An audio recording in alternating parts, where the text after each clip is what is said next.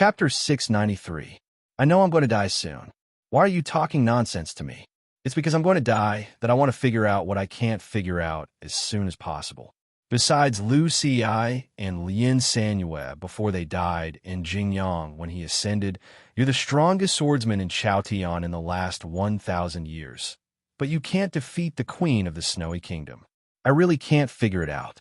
Looking at the large Buddha sitting on the heavenly well, the great grandmaster of the mysterious dark sect said angrily, I'm someone who had fought against Aoyama. Though I was beaten badly by those two brothers and was forced to hide underground for hundreds of years, I'm still alive. You have to admit that I'm very formidable. I've been guarding the immortal for more than 100 years after I came out, and my opponents were all formidable. The unicorn was not as good as you, and I was slashed by Lu Xi in the Guocheng Temple. He was not as good as you at the moment, and that other person was not as good as you. He covered his ears with his hands, the veins on the back of his hands visible. It seemed that he was trying to crush his head like a rock, or it seemed that he was having a headache because of this issue. Nobody could defeat the queen of the Snowy Kingdom. How powerful was she then? Yet, he couldn't defeat the queen of the Snowy Kingdom. How powerful was she then? The cultivation practitioners pursued longevity and a higher cultivation state. So they were naturally curious about the life forms of the highest state in this world. This was the biggest question the great grandmaster of the mysterious dark sect had before he left this world. Chao Yuan reminded him again, you should stop talking. If you miss the two ends, you won't be able to close them again. Be careful. What can I do if I don't talk? Do you think I can live like this forever? The great grandmaster of the mysterious dark sect suddenly thought of something while covering his ears with his hands. Speaking of which, the protruding ears of Jing Yang are too big. If you cut them open with your broadsword, you won't be able to use my method. Chao Yuan said, the immortal is the body of a sword. I can't cut him open no matter if I slash him horizontally or vertically. That's why it's hard for him to die, and that's why he dares wander the world over the years. Speaking of transformation, the immortal is also very formidable. He has even created a magic method like the total transformation. The great grandmaster of the mysterious dark sect sighed with emotion. The black fog that seeped out from between his fingers grew colder and colder, and a light snow fell on the cliff. Perhaps it was because of the cold, but his aged voice trembled slightly. It's a pity that we've never been able to find the vermilion bird, and the spiritual master's immortalization has yet to be completed. Otherwise, neither you nor Jing Yang would be his match. Chao Yuan said, if he had succeeded in total transformation, he would have ascended a long time ago. Why would he stay here? After a moment of silence, the great grandmaster of the mysterious dark sect revealed an admiring expression as he said, the immortal has made this choice because he has understood all this. Although Taiping Jinren's thoughts and actions are evil, his heart and strength are truly admirable. Having said this, Chao Yuan reached out his right hand toward the great grandmaster of the mysterious dark sect. The great grandmaster of the mysterious dark sect did not dodge. The giant Buddha's palm was huge. It wrapped around the old ancestor's body and bound him like an iron bar. The great grandmaster of the mysterious dark sect felt baffled while looking at Chao Yuan, saying, I'm a deviant cultivator, and I'm truly evil. I eat humans, and I enjoy eating them. Why do you want me to stay here for a while longer? But you're still a human, said Chao Yuan. Even if you're not a human but a dog, you're still alive. The great grandmaster of the mysterious dark sect said with a smile, if I didn't know that you were being honest today, I would think that you were insulting me. You've killed more people than I've killed. Where do you get so much extra mercy? You said earlier that everything is decided by life and death. That's right. Chao Yuan's voice was as deep and resonant as ever, echoing by the seashore of the East Ocean like the ringing of a bell. I killed to save my own life. Life! The great grandmaster of the mysterious dark sect said sentimentally with narrowed eyes, you're right. Everything is decided by life. His line of sight drifted to the deep part of the ocean along with the ringing of the bell, as he said, that silly bird should be dead by now. We've quarreled with each other for more than 100 years. It's still a bit unpleasant to know that it's dead. Fortunately, this unpleasantness won't last too long. I wonder how the immortal will feel when he finds out that we're all dead. Will he feel sad or resentful? I think it's the latter. The immortal is such an outstanding figure, but he has grown old and become a complete loser. It's really sad to think of it. You're also outstanding. If I were you, I wouldn't meddle in the affairs of others. Get out of here as soon as possible. The great grandmaster of the mysterious dark sect said this while looking at Chao Yuan. Then he released his hands and closed his eyes. A tiny bloody spot appeared on his forehead. The bloody dot extended at a speed visible to the naked eye, turning into a straight line of blood. The bloody line passed through his forehead, chest, and abdomen, splitting him in half precisely. A great deal of black smoke mixed with blood came out from the bloody line. The sky was as cold as winter. The cliff by the heavenly well was suddenly covered with a layer of frost, and then the cliff was dyed black, as if the dark night had arrived. In the deep and cold night, there were still many remaining flames. The flames rose up with the wind, drifting in the air like light specks. They formed a huge Buddha on the surface of the ocean and then dispersed instantly. Was this the Buddha or an obsession? Nobody knew. Chao Yuan remained silent while looking at the surface of the ocean. A moment later, he pulled back his gaze and looked at his empty palm, saying, "You guys rebuild the formation here. I'll go down there and have a look." Tong Yin and the swordsmen of the Guocheng Temple and Shui Yu Nunnery were somewhat surprised. The green smoke originated from the underworld. Now that the exit was blocked, it would wreak havoc in the underworld. The inhabitants of the underworld were suffering and facing the threat of death. Chao Yuan had told the great grandmaster that life was life. As such, he had to go to the underworld. There was no sun in the underworld, nor were there any flowers and plants. The only things in the underworld were the black, white, gray, and the underworld river. There were many more flames that day, illuminating the cliff and the dark sky, bringing many ominous signs. The ocean of fire spread in all directions, and the green smoke spread even faster. The remote villages and the fleeing soldiers fell down in the midst of the green smoke, a painful expression remaining on their faces. More of the green smoke rose up along with the strong wind under the control of the great formation, heading toward a place. That place was the bottom of the heavenly well. There were two other holes in the sky of the underworld. One of them was filled with a great deal of strong wind, and the other was filled with a great deal of seawater. The inhabitants of the underworld on the ground were scared out of their wits when they saw the peculiar phenomenon in the sky. They knelt on the ground in tandem, kowtowing and praying. Standing on the highest spot of the peak, the underworld master looked at the scene above his head with his hands folded behind his back. He didn't pay any attention to his subordinates who were looking for him. The glows on his face flickered slightly, expressing a complicated emotion. Tong Yin had sneak attacked him with the scenic cloud bell and wounded him a little, but it didn't affect the overall situation. But why did the seawater flow down at a slower rate? Why did the wind in the 1,000-mile wind corridor grow weaker? Why did the green smoke heading toward the heavenly well seem to be blocked by something? It was then that the green smoke in the sky suddenly dispersed, and a huge Buddha dropped down from the sky. The torrential rain was still washing Tianguang Peak. The collapsing cliffs and the terrified screams of the monkeys could be heard in the distance. In addition to the heavy raindrops, the cultivation practitioners of various sects had a grave expression on their faces. Their gazes were fixed on the two figures by the cliff's edge along with the raindrops. Taiping Jinren asked, "You should be well aware of how much energy of heaven and earth you need to ascend. Do you still have the confidence to ascend after giving the fairy energy to Chao Yuan?" Jing Jiu said, "If I didn't even have the confidence to ascend, I would have wasted my time cultivating for 1,000 years. Taiping Jinren said, "You're right. Ascension is indeed not a difficult thing for you and me."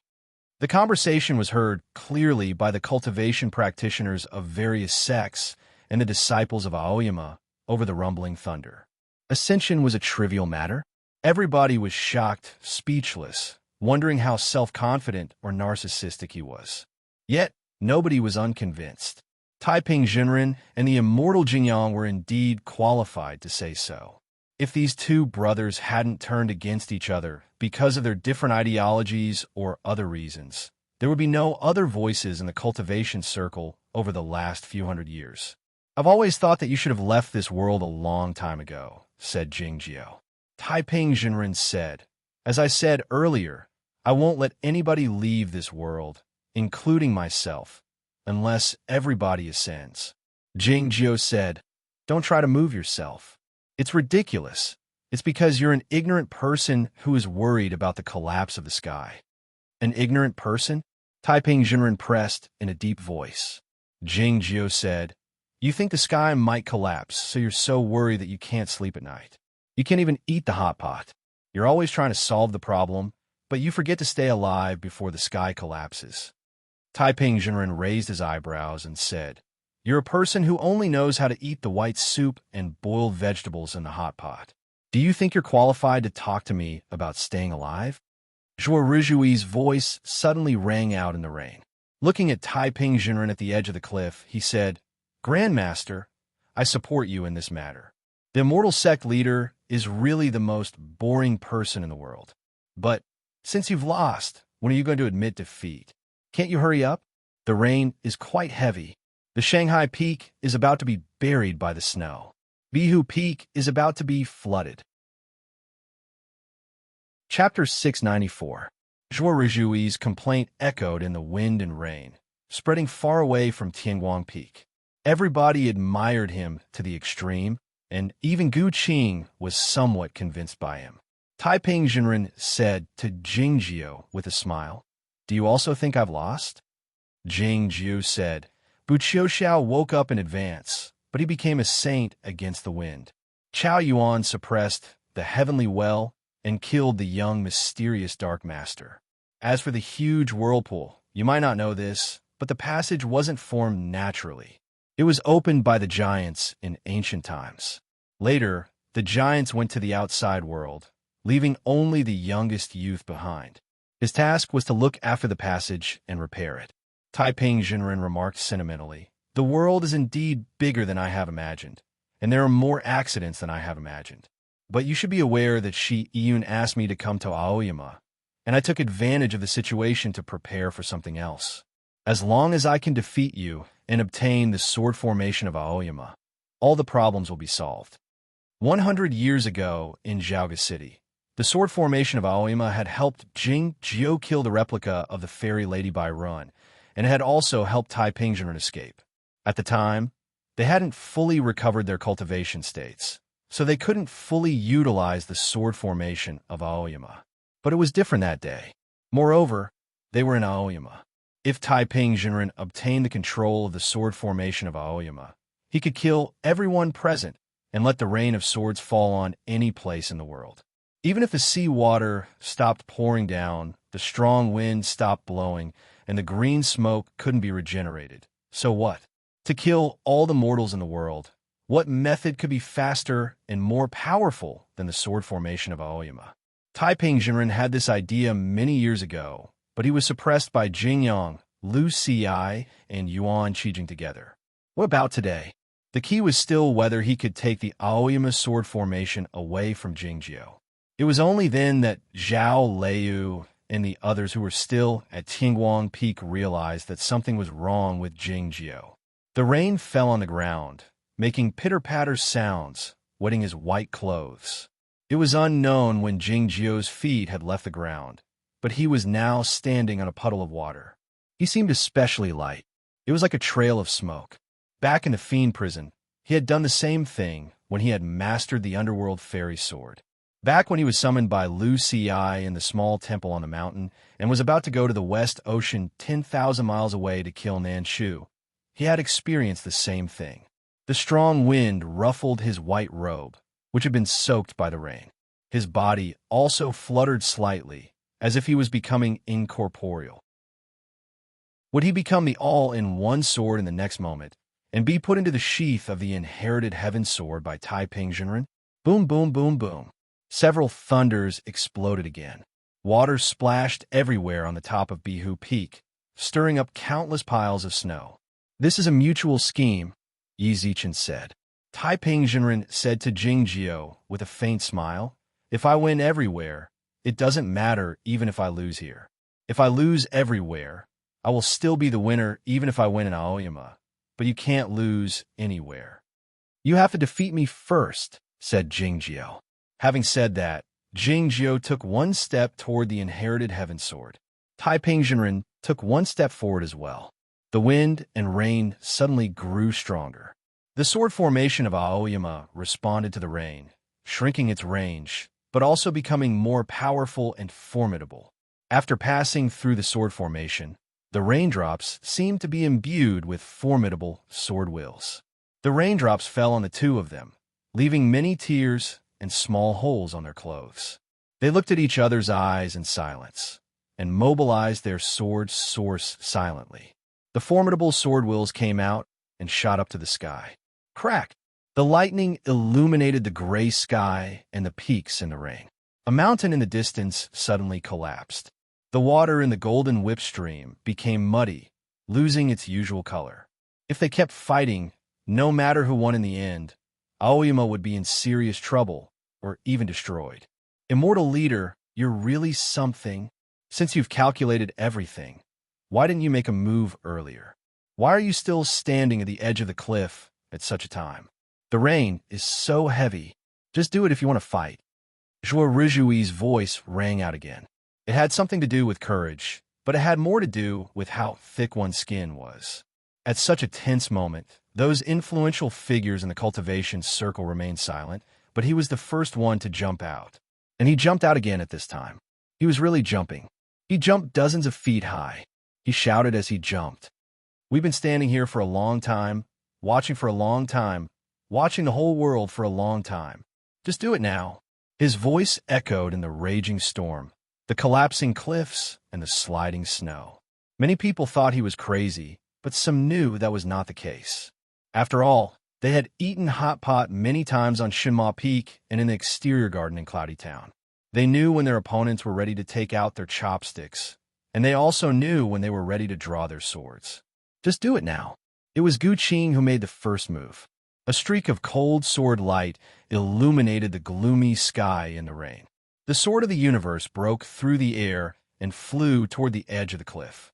The sword formation of Aoyama, which had descended from heaven and earth to the top of Tingguang Peak, naturally reacted. A streak of pale green light enveloped the edge of the cliff, half of which was the ground, and the other half was the sea of clouds, forming a circular light shield. Along with an ear-splitting noise, countless tiny nicks appeared on the body of the sword of the universe, as if it had been gnawed by rats. The sword of the universe was sent flying into the sky. Gu Qing spat out a mouthful of blood. Unable to withstand the counterforce of the sword formation of Aoyama, he fell into the water pool. When the sword of the universe had just illuminated the top of Tingguang Peak, Yuan Chu drew his sword.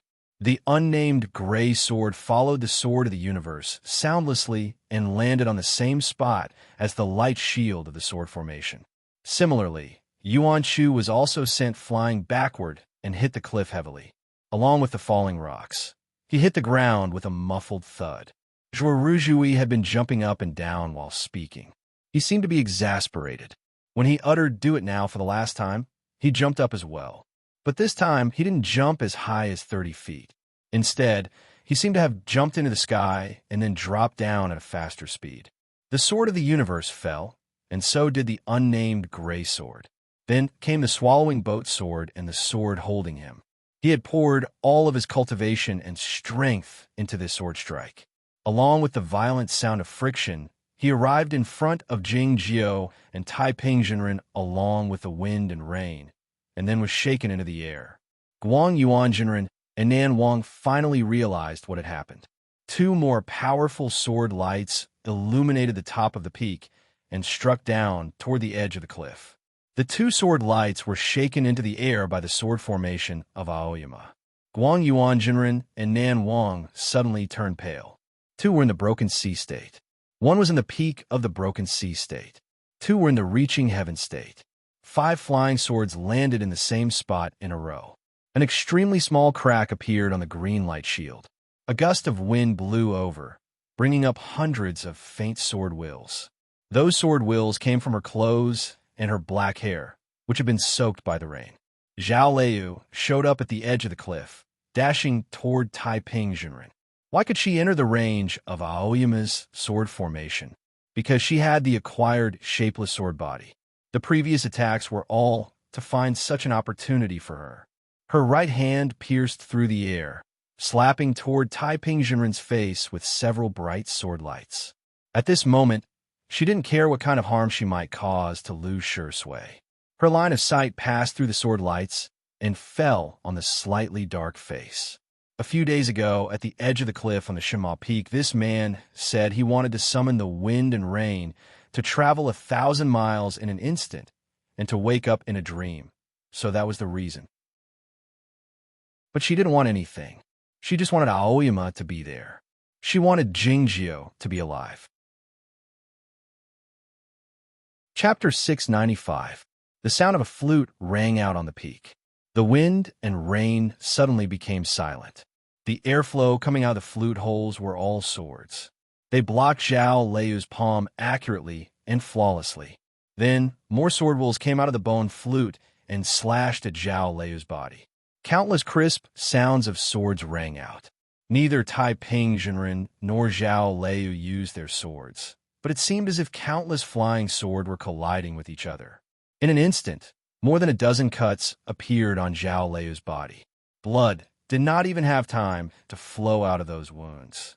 A few strands of black hair cut off by the sword wills were still floating in front of her eyes. Death should have come earlier, but it was worth it. The warriors of Aoyama had fought for a slim chance for her, and she had now fought for a slim chance for Jingjiu to win. Crack, crack, crack. Dense cracking sounds rang out. It was the raindrops falling from the sky being smashed by a figure. The Netherworld fairy sword was indeed the fastest, most ghostly, and most fairy-like swordsmanship and body movement in the world. Jingjiu appeared in front of Taiping Jinren. He stood in front of Zhao Liu. He did not choose to accept this slim chance of winning, because it needed to be exchanged with her life. For him, this was actually an expected and reasonable choice. He still arranged himself in the front, Zhao Liu and Lu Shui behind him, and the others in turn. As for this world, they were at the very back. The sword wills coming out of the bone flute met with his fingers in the heavy rain. In a very short time, they met countless times. Countless tiny raindrops bloomed between his fingers. With his arrival, the range of Aoyama's sword formation shrank again, and Zhao Liu was sent flying. He was very close to Taiping Jinren. The inherited heaven sword was right in front of him, and he could touch it with his hands. Both hands fell on the inherited heaven sword at the same time. In the beginning, Jingjiu let go of the inherited heaven sword because it was useless to hold it. At this moment, he and Taiping Jinren held their swords at the same time. They were forced to do so by the Aoyama sword formation. Buzz, buzz. The rainwater splashed out from the two hands, forming two perfectly round, flawless balls. They were like two swarms of wild bees flying in different directions. The water droplets contained the sword will of the Aoyama sword formation. When they landed on the cliff of Tianguang Peak, they did not make any sound but left a deep hole. It was like a drop of hot oil falling into the snow. The water on Bihu Peak had finally come out, surging in the woods like thousands of wild horses. The snow on the Shangda Peak kept falling, making an even more shocking roar. The torrential rain intensified, and the cries of the apes became even more mournful. In the distance, those mountain peaks that were not stabilized by formations collapsed one after another. The dark clouds were torn open by the sword intent that soared into the sky, and one could clearly see higher places. In the distant thunder region, the whirlpools containing terrifying energy were spinning at a high speed. They reflected a jewel-like halo between the empty realm and the astral wind, giving people an oppressive and frightening feeling. The sword formation of Aoyama is going to be destroyed. Guangyun Jinren stopped looking at the sky and said with a pale face, looking at the two figures holding the inherited heaven sword at the edge of the cliff. Those who were still on the peak and the disciples of Aoyama who had fled to the sky were all pale. At this time, a person who no one expected to stand out stood out. Guananshan rode his sword to the sea of clouds outside of Tianguang Peak. He looked at the two figures at the edge of the cliff with a determined expression on his face. He was the first disciple of the former sect master, immortal Lu Ci. He grew up in Aoyama and had a deep love and responsibility for this place. He wanted to use his death to persuade Taiping Jinren and the immortal sect master to let go of the sword formation. Even if he couldn't stop the battle of the sword formation of Aoyama, he would at least do something. Gu Han, Lin Wuji, Yao Song's Han, and the other disciples of the third generation had guessed his intention. Their expressions changed slightly, but they followed him on their swords without hesitation. They were ready to sacrifice themselves for Aoyama. Let's take a break. Zhuo Ruzhui looked at the two figures at the edge of the cliff and said weakly, "The Taishang is the most ruthless. They won't let go of the inherited heaven sword, even if all of you die in front of them." Gu Han felt that his words were extremely rude to his master. He wanted to scold him, but he found that he had nothing to say. Both Taiping Jinren and Jing Jiao were such people. Old guys like them won't be bothered by ordinary life and death matters. Let them play by themselves. Zhuo Ruzhui sounded tired. He wiped the rainwater off his face and continued. The people on Tianguang Peak and even in the sky heard what he said.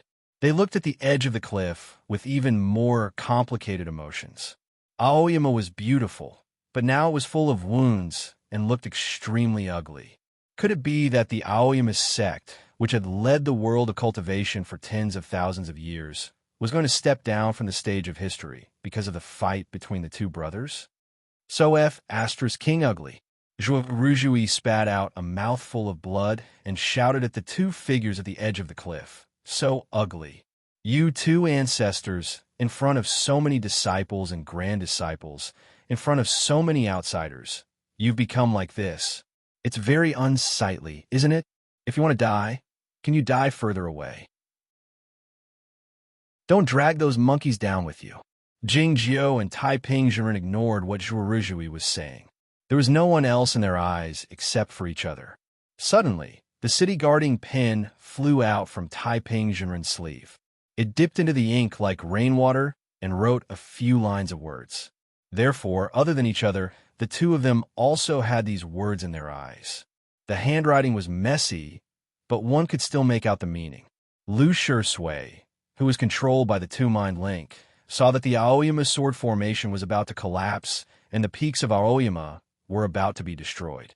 He somehow channeled a strong psychic energy to control the city-guarding pen and made his last attempt to persuade them. Suddenly, a strong gust of wind blew from afar.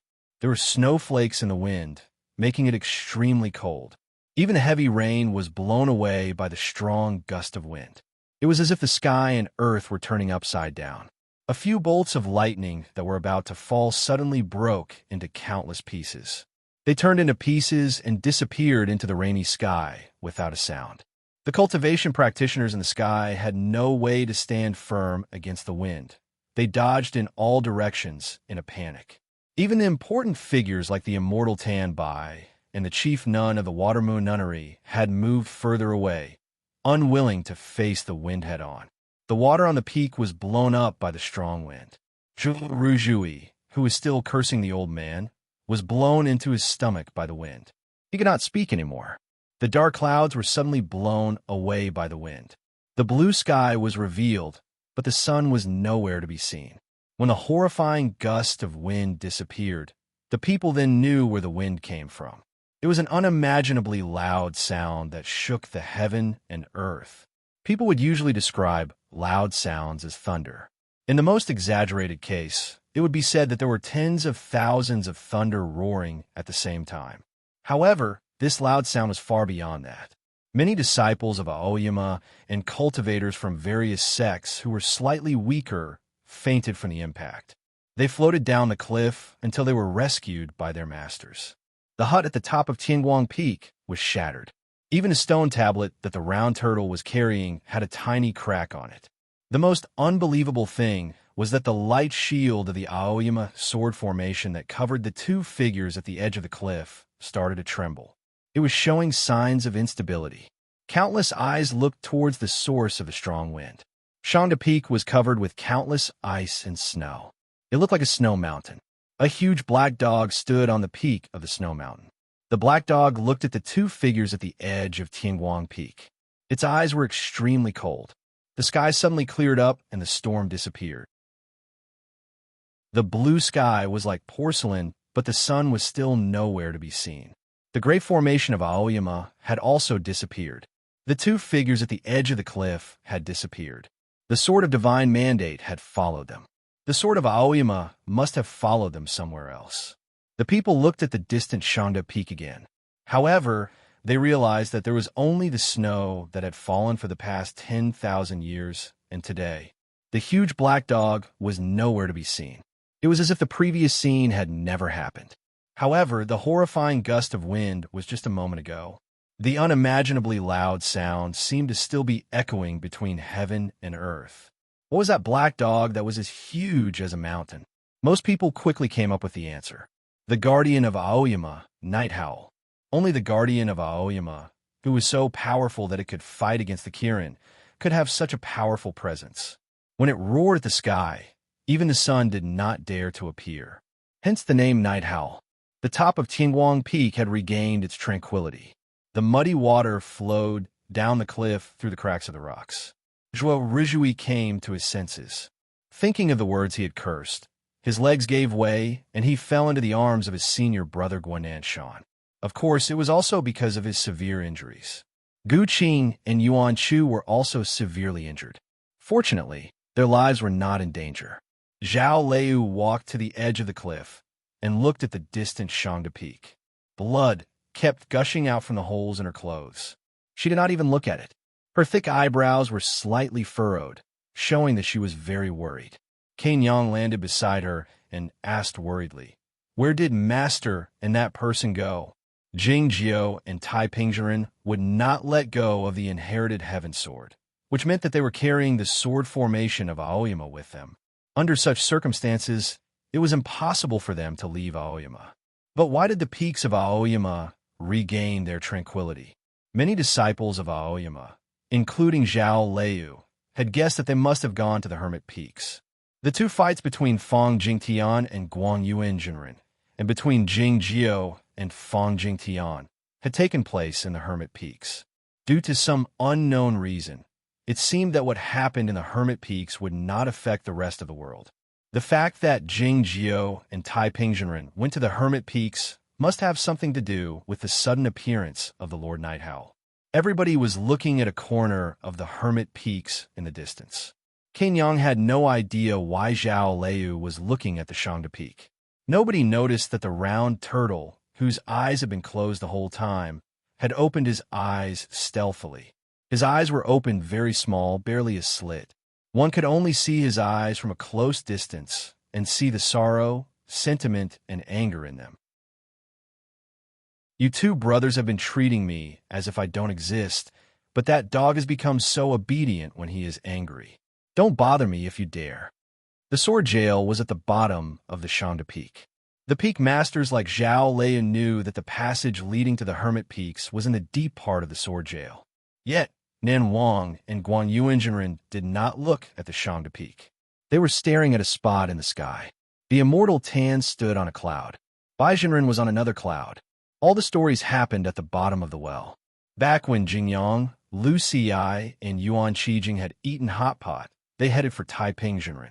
Today, he and Tai Pingzhen stood under the sunlight, holding the inherited heaven sword tightly in their hands, looking like two aggressive roosters who would not let go of a worm in their mouths.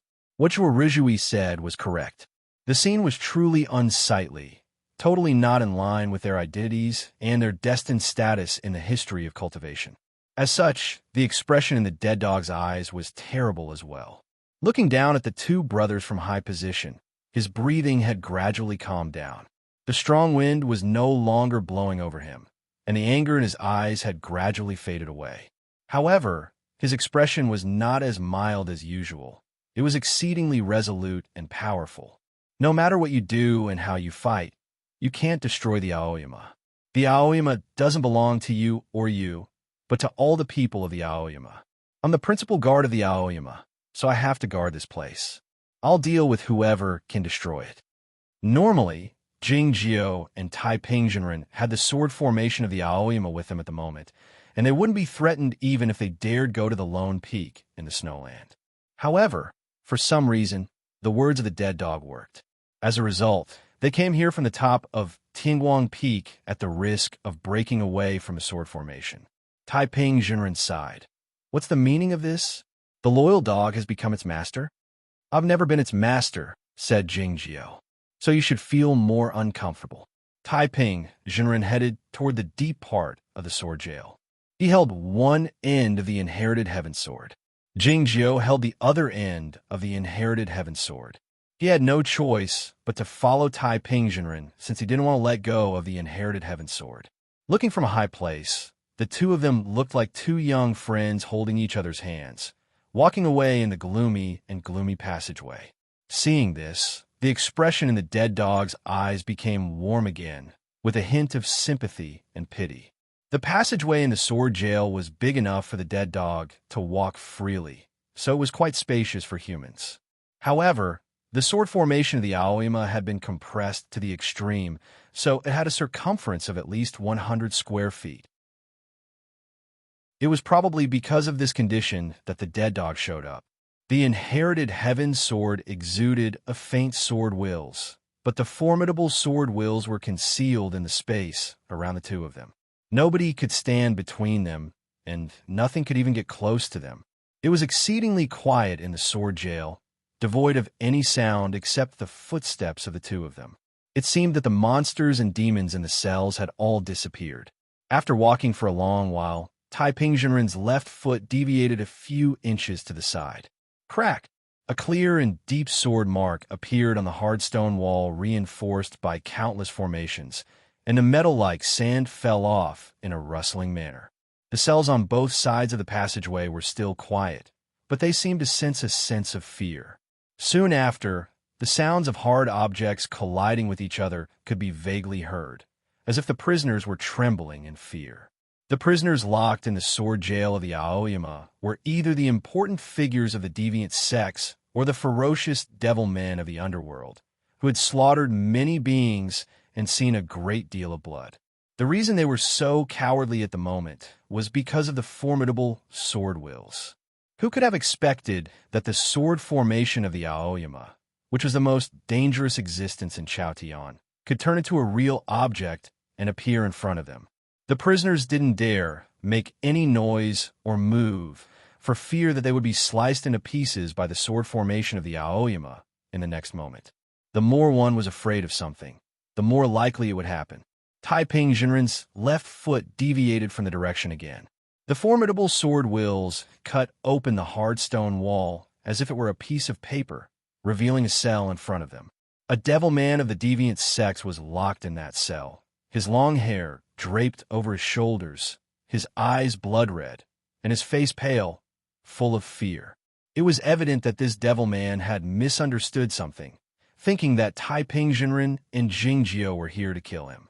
He let out a desperate and crazy scream and employed the demonic magic to rush out of the cell. It was still soundless, like the snow melting under the sunlight. The devil man of the deviant sects had disappeared in front of Taiping reduced to the tiniest dust particles by the sword formation of the Aoyama. Even the blood spurting out from his body was cut into pieces, filling the passageway like fog. "This is your second mistake," said Jingjiu. "It's not important," said Taiping. "It means you're tired because you're old, even though you're using the body of a 10-year-old. Jingjiu looked at him and said, "If it were years ago, how could you have worked so hard today? How could you be different from those laborers you despise the most?" Since some time, Taiping hand holding the inherited heaven sword started to tremble slightly. To achieve great things, one must work hard. Taiping turned to him and said, "Haven't you become arrogant as well?" Jingjiu had already left the ground completely, passing through the sword jail like a gust of gentle wind. It was not easy at all. When he came to a certain place, Taiping Jinren halted his steps and looked at the quiet and narrow passageway on the side, a complicated expression in his eyes. Many years ago, he was plotted against by Jing Yang, Lu Xi, and Yuan Qijing, and was then locked up in this cell. Though his long life in the prison didn't change his temperament and way of thinking, many things had changed nonetheless. For instance, he had tempered his arm bone into a sword shaped like a bone flute, and he had aged 300 years. The passageway was very quiet, devoid of any barrier, and not even a speck of dust could be seen. The sword wheels of the ceiling of the 1,000 miles of ice were hidden in the walls. Looking at the cell at the end of the passageway, Taiping Jinren suddenly asked, "Aren't you afraid that the older one will come after you by locking up the younger one here?" Back when Jing Jiao brought the snow girl to Aoyama, Lu Xi gave a strict order that the peaks were as quiet as a graveyard. Nobody saw them, but it couldn't escape the notice of the dark phoenix on the stone beam at the time. Jing Jiao didn't answer his question. "Are you sure you won't let go of the sword?" he demanded while fixing his gaze on Taiping Jinren's hand. Taiping Jinren thought of a possibility, his expression changing slightly, but he still didn't let go of the inherited heaven sword. Looking at the cell at the end of the passageway, Jing Jiao said, "I'll have to trouble you then." Chapter 696. It was an honorific title. Jing Jiao would only use this title to address those who were older and had a higher status than him. Such a person didn't exist in Chaotian. He was not referring to the human race. Looking at the cell at the end of the passageway, Taiping Jinren said in a low voice, "You want to stop me from destroying the world, but you want to let her out?" If Jing Jiao intended to use the person in the cell as a helper, he had to dismantle the formation of the ceiling of the 1,000 miles of ice. What kind of disaster would that person bring to the human race once she was freed? Jing Jiao didn't say anything. Staring at the cell, the expression in Taiping Jinren's eyes grew graver. Nobody could break through the sword formation of Aoyama and threaten him, but the person in the cell was special. He had to focus all his attention on that person. It was then that a white cat slipped out from Jing Jiao's sleeve noiselessly. The principal guard of Aoyama, Lu Ada, hadn't shown up that day. It turned out that he had been hiding in Jing Jiao's sleeve the entire time. No matter how much wind and rain the sword formation of Aoyama stirred up and how the peaks were on the verge of collapsing, Lu Ada refused to show up, as if he intended to hide from the attacks like he had done many times before. The cat's claws fell down noiselessly like the snow, light as a feather, and like a dandelion dispersing with the wind. He crawled over the inherited heaven sword slowly. Taiping Jinren was still holding the inherited heaven sword in his hand. Jing Jiao's gaze had been fixed on that spot. It was then that a few claw marks like the sword lights fell down. The sword lights were like a waterfall, and the strong wind rose up with a whistling sound. The sword lights landed on the cliff walls on both sides of the passageway, shaking off countless rocks. Ambassador A had unleashed the most fearless and powerful attack in his long life. A few deep wounds appeared on the back of Taiping Jinren's hand and forearm, fresh blood seeping out from them. A fan was waved in the wind, and the scarlet marks could be vaguely seen on the surface of the fan. Ada let out a frightened meow. The cool breeze brought by the fan landed on its body. Countless white cat fur exploded like dandelions, drifting in all directions with the wind. The cat's fur kept dancing in the tunnel, vaguely forming the silhouette of a huge white tiger. The white tiger landed with a roar and opened its bloody mouth. It was a loud bang. Otto was sent flying into the stone wall and then fell down powerlessly like a pile of mud. With a shrill and desperate cry, it sprang up again and threw itself at the fan, just like a cute kitten chasing fireflies. Of course, kittens like to pounce on people.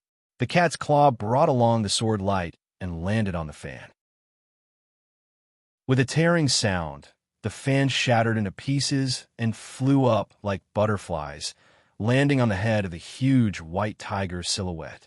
With a boom, Ado was sent flying into the distance. He had lost a lot of his fur and was covered in blood. He looked extremely miserable. More blood spurted out from the tip of its broken claw and fell on Taiping Jinren's face and the broken fan. A few streaks of the cat's blood flowed down from the blackened face. It was a rather eerie scene. There was a broken piece in the flying fan, with a dark red mark on it. It was unclear whether it was a seal or a drawing. With a faint sound, the broken piece was set ablaze and turned into smoke. A red bird flew out from it. The red bird landed on the ground and turned into the red-clothed youngster. Lu Shui fell to the ground, unconscious. The red-clothed youngster was somewhat surprised and said to Jing Jiao, "You knew that the blood of the demonic cat could break the two-mind connection?" Jing Jiao said, "I also listened to the sutras for many years in the Guochang Temple." The red-clothed youngster grabbed the inherited heaven sword again and said to Jing Jiao with a smile, "You forced me to show my real body, but what can you do?" A moment ago, Lu Shui was Tai Ping Zhenren, and now the red-clothed youngster was Tai Ping Zhenren. His cultivation state, after the total transformation, was not lower than Jing Jiao's. Though his spiritual body was not as strong as the sword body, his inherited heaven sword style was better than Jing Jiao's. As a result, the two of them were tied. Jing Jiao had admitted many times that he hadn't practiced the inherited heaven sword style to the highest level. In his previous life, it was because he didn't want to be the sect master. In this life, it was because he had used the all-in-one sword body, so he resisted it instinctively. Ada stood up slowly. Tai Ping Zhenren raised his eyebrows and said, "Ada, don't move anymore if you don't want to die." Ada groaned pitifully and stopped moving obediently, lowering his head to lick the wounds and bloodstains on his body. He had been hiding in Jing Jiao's sleeve that day, which meant he had been in the sword formation of Aoyama the entire time. However, he had been knocked out of the sword formation by Tai Ping Zhenren, so he couldn't participate in the fight anymore. The light and shadow of the white tiger in the passageway had gradually dispersed, and the broken pieces of the fan dropped to the ground like dead butterflies. A huge dark figure appeared noiselessly. The dead dog, who had been following this pair of brothers, shook his head at Ada. Ada revealed an innocent and pitiful expression. He hobbled to the front of the dead dog and hid behind his legs. Then he craned his head out gingerly, looking at the pair of brothers. "It's easier for me to kill you after forcing you to reveal your true body," said Jing Jiao. "Open the door," said Tai Ping Zhenren while looking at him in silence. The dead dog opened the passageway leading to the Hermit Peaks. Lu Shui, who had fallen to the ground, opened his eyes slowly. He was in a trance, and his vision was a bit blurry. He could vaguely see a bright passageway up ahead, and a few figures were walking out from it. In the next moment, he found he had arrived at another place. It was a room made of stone walls, with a fake window and a magic treasure of a high state, which was displaying the scenes of the snowland and the icy peaks. "Where is this place?" Lu Shui fixed his gaze on the bamboo chair that was broken but still familiar to him, and then he saw a little girl squatting on the chair. She should be a little girl. She wrapped herself in a thick embroidered quilt, as if she was afraid of the cold. Lu Shui suddenly recalled everything that had happened in the past, including the dinner in the inn, the expression in the eyes of the youth in red clothing, and the fact that he had woken up forcibly when the sword formation of Aoyama was on the verge of collapsing and wrote a few words with the Guard City pen. He felt his body was full of chaotic sword wills and pain, as if all his bones were broken. He spat out a mouthful of blood. Though he was wounded severely, he was more worried about his young master. He stood up with difficulty and was about to leave the room. "Ah!" A sound rang out in the quiet room. The sound was simple and short, but it contained a very complicated meaning. "This is part of the agreement. If Jingyang releases the 1,000-mile ice seal, I will help him once, and, at the same time, I will guarantee your survival." Lu Shui turned his head around in shock, looking at the little girl sitting on the bamboo chair.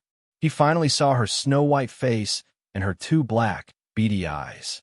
The snow girl's gaze passed through the stone wall and fell on a certain place in the Hermit Peaks. Lu Shui thought, "If that's the case, why didn't you help young master now, since you promised to help him?" The snow girl made a sound, which made it clear that according to the agreement between her and Jingyang, it wasn't time for her to help him yet. She didn't even bother to help in a battle of this level. Lu Shui asked in disbelief, "Who?" Who are you? The snow girl turned her gaze back to him and made two sounds of interest. Lu Shui understood what she meant, but he was even more confused. Are you the one who can repair the chair? Chapter 697. The mountains and the hermit peaks were especially green, and the sky was especially blue. They looked so perfect that they looked like something out of a painting. The most important event in the history of the Aoyama sect, and even in the history of Chaotian, was taking place in these picturesque peaks that day. There were only 2 participants in this event, but there were a few spectators. Jingjiu and Taiping Jinren arrived in the hermit peaks, followed by the inherited heaven sword and the sword formation of Aoyama. Those hermit elders, who hadn't paid attention to the affairs of the mortal world and didn't see anybody for many years, sensed the energy of the sword formation, feeling astonished. They walked out of the manor caves where they stayed behind closed doors and looked in the distance from the peaks. An impatient elder asked in a loud voice, "What's going on? Why is the sword formation in the hermit peaks? Has Aoyama been wiped out? Are we hiding in the ocean?" On a peak 1 mile away, another hermit elder said icily, "If this is Luoyang County, I object. The Yuan clan has a grand plan, so we have to stay away from them." Another aged and bewildered voice rang out. "What year is it? How did Aoyama end up in such a situation?" In a remote manor cave, Fong Jingtian opened his eyes slowly, a hint of tiredness and pain showing in the deep end of his eyes. He and Jingjiu had fought for a long time in the hermit peaks for the sake of contending for the sect master of Aoyama, and he had been wounded severely. He couldn't recover without a few hundred years of hard work, but did he have a few hundred years left? The voices of the elders in the hermit peaks reached his ears, making him feel surprised. He thought that these useless old guys didn't pay any attention to him when he and Jingjiu fought so fiercely back then. But why did they all come out today? In the next moment, he sensed the sword formation of Aoyama, his expression changing abruptly as he murmured, "Is my master back?" He stood up with difficulty, walked to the front of the cliff wall while holding the wall, and opened the manor cave. As he came out of the manor cave, he saw the 2 figures by the cliff's edge. They were not Taiping Jinren and Jingjiu, but 2 figures of different sizes. The black dog was like a mountain, and the white cat was like the snow in the mountains. Looking at this scene, Fong Jingtian revealed a bitter smile, not to mention the fact that his realm had not recovered. Even if his injuries were completely healed, he would not be able to help his master. The voices of those hermit elders were still echoing in the hermit peaks. After tens of thousands of years of silence, this place suddenly became lively again. The dead dog barked once toward the outside of the cliff, a disgusted expression showing in his eyes. This shout was more like a roar. The wind howled, and the sound waves rushed far away, instantly resounding in every corner of the hermit peaks. The expressions of the hidden elders changed abruptly, and they hurriedly saluted. "Greetings, Lord Knight Howler." No matter how high the seniority of those elders was, they were still not as high as it was. No matter how high the realms of those elders were, they were still not as high as it. The howls of the dead dog conveyed a clear message. Aoyama hadn't been wiped out, so they should all be quiet. As expected, the elders all quietened down. Squatting at the edge of the cliff, Ada meowed softly, looking very proud. It was a comfortable stroll to walk among the green grass and the white clouds. If the 2 of them were not holding the inherited heaven sword in their hands, the conversation would be more interesting. "I still don't understand why you betrayed me back then. Was it because I attacked your elder brother? I've been nurtured by the world for 1,000 years, so I can't bear to see it destroyed. This is the cause and effect. The cultivation practitioners have to cut off the cause and effect. Compared to cutting off the cause and effect, it's more appropriate to cut off the cause and effect. And I don't like what you've done. You seek longevity, and you hate death the most. You've killed so many people. How can I feel happy about it? The world thinks that you only know how to stay behind closed doors and don't care about the affairs of the world, but they don't know your temperament of killing people with one swing of your sword. Many humans and monsters have died by your sword. I just find it troublesome. I don't like to reason with them, so I kill them. The mortals in the world didn't offend me, so why should I kill them? The ants can't offend you. This indicates that we are not the same kind of people as those mortals, so why should we care about their lives? You said a few hundred years ago that we are the shepherds, and the mortals are the sheep, but this is wrong. Tai Pingzhenren looked at Jing Jiu on the other side of the inherited heaven sword and asked, "What's wrong?" Jing Jiu said, "The shepherds and the sheep are two different lives, but the cultivation practitioners and the mortals can have offspring, which means they are the same kind of people." He didn't like to reason with people because it was too troublesome. He had only said this to Zhao Liu when they were in the lake outside Jiaoga City. Tai Pingzhenren learned the answer many years later. He fell silent for a long time. "Is it important to convince me?" asked Jing Jiu while staring into his eyes. Tai Pingzhenren sighed and said, "I regarded you as my true successor back then, so it's important to convince you. It's true that I was taught by you, but it doesn't mean that I have to accept everything you have and follow the same path as you." Looking at the green mountains in front of him that looked like sand dunes, Jing Jiu said, "Some of your students are like you, and some are different from you. But my students are all different from me. I thought I was better than you in this aspect." The students who were like Tai Pingzhenren were the underworld master, Fong Jingtian, and the higher-ups of Bulo Lin hidden in various sects, and those who were willing to sacrifice themselves for his ideals. But Lu Xi and Yuan Qijing couldn't accept his path. Guang Yuanzhenren, Nan Wang, and Mo Qi respected and loved him, but they couldn't stand on his side completely. Looking at the blue sky, Tai Pingzhenren said with narrowed eyes, "Even if you don't want to be the second me and think my idea is wrong, it doesn't mean you have to oppose me.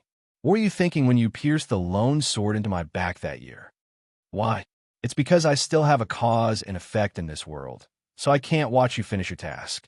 As for this life, it's the same reason, especially after I found out that the formation of dispersed smoke and clouds was problematic." Jing Jiu looked at him and said calmly, "Everybody has their own path, but your path can't influence mine, even if what I'm pursuing is the true path." Asked Tai Pingzhenren. Jing Jiu said, "The path is toward the sky. Let's go our own way. Don't bother me." The white clouds were drifting slowly in the blue sky. His calm and resolute voice was the same. Fong Jingtian walked to the edge of the cliff and sat down by Ada. A man, a dog, and a cat were watching the conversation in the distant field. They wouldn't participate in the fight that day. One had no choice, the cat was afraid, and the dog was respectful. Ada suddenly meowed once, his eyes full of mockery. "Don't you think they look like two little kids quarreling?" he said through the spiritual awareness. The expression in the dead dog's eyes was warm and calm, smiling without saying a word. Fong Jingtian remarked sentimentally, "If this were a quarrel between two little kids, it would be the most dangerous one in the world." Ada gazed in that direction without blinking his eyes, meowing in a low and urgent voice. "Did Tai Pingzhenren use the old sword style at Machin Peak just now?" Senior Master used the endless sword style. This sword style is so formidable, but I don't have any impression of it. This should be a secret sword style of the No Mercy sect. Senior Master has a good relationship with the No Mercy sect, so he must have learned it in secret and intended to use it at this critical moment. It's truly insidious. Meow? How do you explain your master's move? The thunder magic of the Zhongzhou school. Fong Jingtian was right. If the quarrel between Tai Pingzhenren and Jing Jiu was a quarrel between two little kids, it would be the most dangerous quarrel in history. It was not only because the result of this quarrel would change the shape of the whole world, but also because their hands and eyes weren't idle while they were talking. Countless sword wills were dancing in the air, and the sword styles of the 9 peaks of Aoyama and even earlier showed up one after another.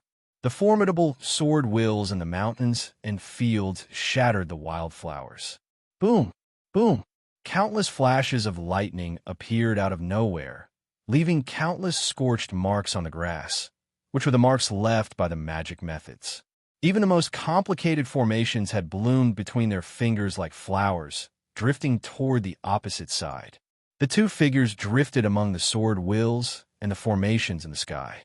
They were the two most talented swordsmen in the history of the Aoyama sect and even the cultivation circle. It was easy to imagine what would happen when they employed all the magic methods they had learned in their entire lives at a distance of a sword. Those elders who were watching the fight in the distance were stunned, speechless, feeling a great deal of fear. The expression on Fong Jingtian's face suddenly changed as he exclaimed, "Are they the mosquitoes of the fiend prison?" In the distance, Taiping Jinren retreated a few steps back, as if he had encountered a difficult problem. All of a sudden, the sound of flute rang out in the hermit peaks, and then vanished abruptly. The expression on Fong Jingtian's face softened a bit, but the expression in Ada's eyes grew grave, and he meowed twice in disdain. "It turns out that your master has been prepared for this. He has used the bone flute to create a soundless sword. Those mosquitoes are most afraid of this. He is truly cunning." "Sorry, but who used the mosquitoes? You should be content. Jingyang didn't use the seal of the king of the underworld to smash your master's head. It's already a great honor for him. The seal of the king of the underworld is something given by the king of the underworld to my master for safekeeping. If the senior master used it to hit my master, wouldn't it be too shameless? Do you think the two of them care about being shameless? What are they talking about at the moment? Why are they chatting so enthusiastically? My master must have employed the two-mind connection, and the senior master has employed the heaven-human connection. The duel between the two grandmasters of the Aoyama sect has turned into a duel between Shui Yu nunnery in the Guochang temple. TSK, TSK, what do you think is going on?" All of a sudden, a violent wind whipped up. The dead dog stood up abruptly and stared at the distance with a grave expression in his eyes. Ada and Fong Jingtian didn't know what had happened, but they felt uneasy. Chapter 698. The sword lights were drifting all over the sky. The light of the Taoist magic and the formation reflected each other. Yet, the two figures were as steady as ever, just like the sound of their conversation. The sword lights faded away, and the Taoist magic faded away. Still, neither of them could do anything to the other. Their conversation came to the end, which was the sentence, "The great way leads to heaven, and we go our separate ways." Jing Jiao and Taiping Jinren stood on either side of the inherited heaven sword. The inherited heaven sword was slightly deformed. The scabbard was carved with complicated patterns, and countless formations were hidden in the flowers. The material of the scabbard was the best material of the fairy state accumulated on the sword peak over the ages, which could withstand the sky and contain the all in one sword. Theoretically speaking, it should be impossible for the scabbard to be deformed. Yet, the scabbard was on the verge of collapsing. It was not hard to imagine how terrifying the sword formation of Aoyama, which had been compressed to about 100 feet and the silent attack launched by the two brothers earlier, were. "If you don't let go, the inherited heaven sword will be destroyed," said Taiping Jinren while looking at Jing Jiao. Jing Jiao looked at him and said calmly, "This has always been my goal. Otherwise, why would I take it out? Do you think the sect rules are useful to me, or do you think Yuan Shu and Gu Qin can persuade me?" The wind blew over the slightly scorched grass, making the miserable marks on the ground look both ridiculous and sad. Taiping Jinren stared into Jing Jiao's eyes and said, "If the inherited heaven sword is destroyed, the sword formation of Aoyama will cease to exist." "I don't care," said Jing Jiao. After a long moment of silence, Taiping Jinren said, "You'd rather destroy the sword formation of Aoyama than give it to me? So do you? Why don't you give the inherited heaven sword to me?" Jing Jiao said. Taiping Jinren suddenly burst out laughing. His laughter echoed in the quiet hermit peaks, and it didn't die down until a long time later. "We are indeed the two most ruthless people in the world." Their hands, which were holding the sheath of the inherited heaven sword, were no longer as steady as before. They were shivering nonstop. Be it Jing Jiao or Taiping Jinren, trying to defeat each other while controlling the Aoyama sword formation had greatly exhausted their spirit and sword energy. But they really did not let go, even after a long time. The inherited heaven sword slowly deformed in the hands of these two men. Creaking sounds could be heard, a sign that the sword was about to disintegrate. The first to disintegrate was a petal in the middle of the sword of mandate of heaven. A small crack appeared there, and then it spread out at a visible speed. Whether it was the collapse of the mountains or the fall of the sky, it was a process that was getting faster and faster. In a terrifying, thunderous sound of disintegration, the flowers on the surface of the sheath fell apart and scattered on the grass. At the last moment, a very faint sound rang out. The inherited heaven sword broke into hundreds of pieces, hovering in the middle of the two hands in silence. An indescribable, invisible wave spread out in all directions from the inherited heaven sword. It was the purest and most formidable sword in the world. The scorched grass and the scattered wildflowers were knocked down to the ground, as if they had been blown over by a strong wind. The expressions on the faces of those hermits changed abruptly, and they hid in the manor caves one after another. The dead dog came before Ada and Fong Jingtian and looked at the invisible wave spreading to all parts of heaven and earth, a regretful and sad expression showing in his eyes. It was said that the top of Tianguang Peak was the only place from which one could see a corner of the Hermit Peaks. But in fact, the people could only see the green peak, but couldn't see any specific scene. The fight between Jing Jiao and Tai Pingzhenren was enough to dazzle all the cultivation practitioners, but nobody could see it. All of a sudden, a loud buzzing sound rang out on the top of the peak. Soon after, a strong wind blew over, rolling up the accumulated water in the cracks between the rocks and dropping it toward the ocean of clouds outside the cliff, and then sweeping toward the distance.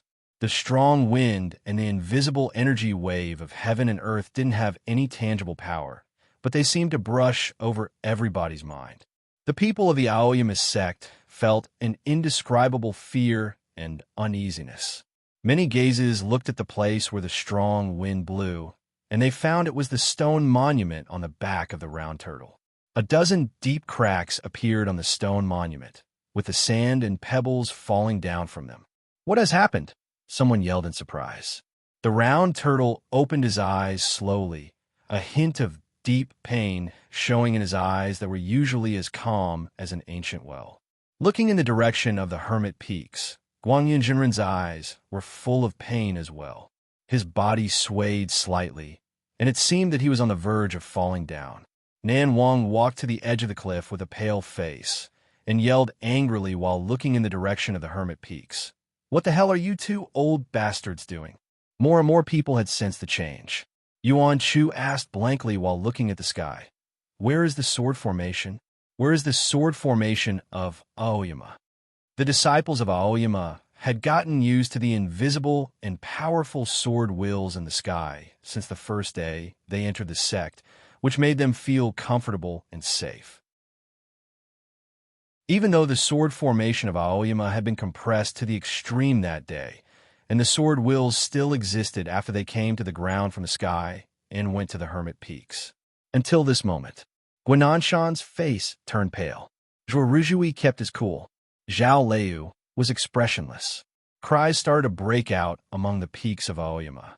Many disciples of Aoyama must be crying at this moment, as if their parents had passed away. Tai Pingzhenren said, while looking at the broken pieces of the inherited heaven sword in his hand. "Some of them cry because of their feelings, some of them cry because of fear, and some of them are moved by the sight of others crying. Speaking of which, human beings who know a little but not enough are really ridiculous." Jing Jiao threw the broken pieces of the inherited heaven sword to the ground and said, "It doesn't matter whether the sword formation of Aoyama exists or not, as long as one is strong enough. When they can figure this out, Aoyama will become stronger." Tai Pingzhenren said, "Those who can't figure it out don't have the right to stay in Aoyama." It was a simple truth. Anything that could bring one strength and a sense of security was often an obstacle to one's progress. For example, a great fortune, a large mansion, a wife and children, and the affection of one's parents. But who could give up all of these?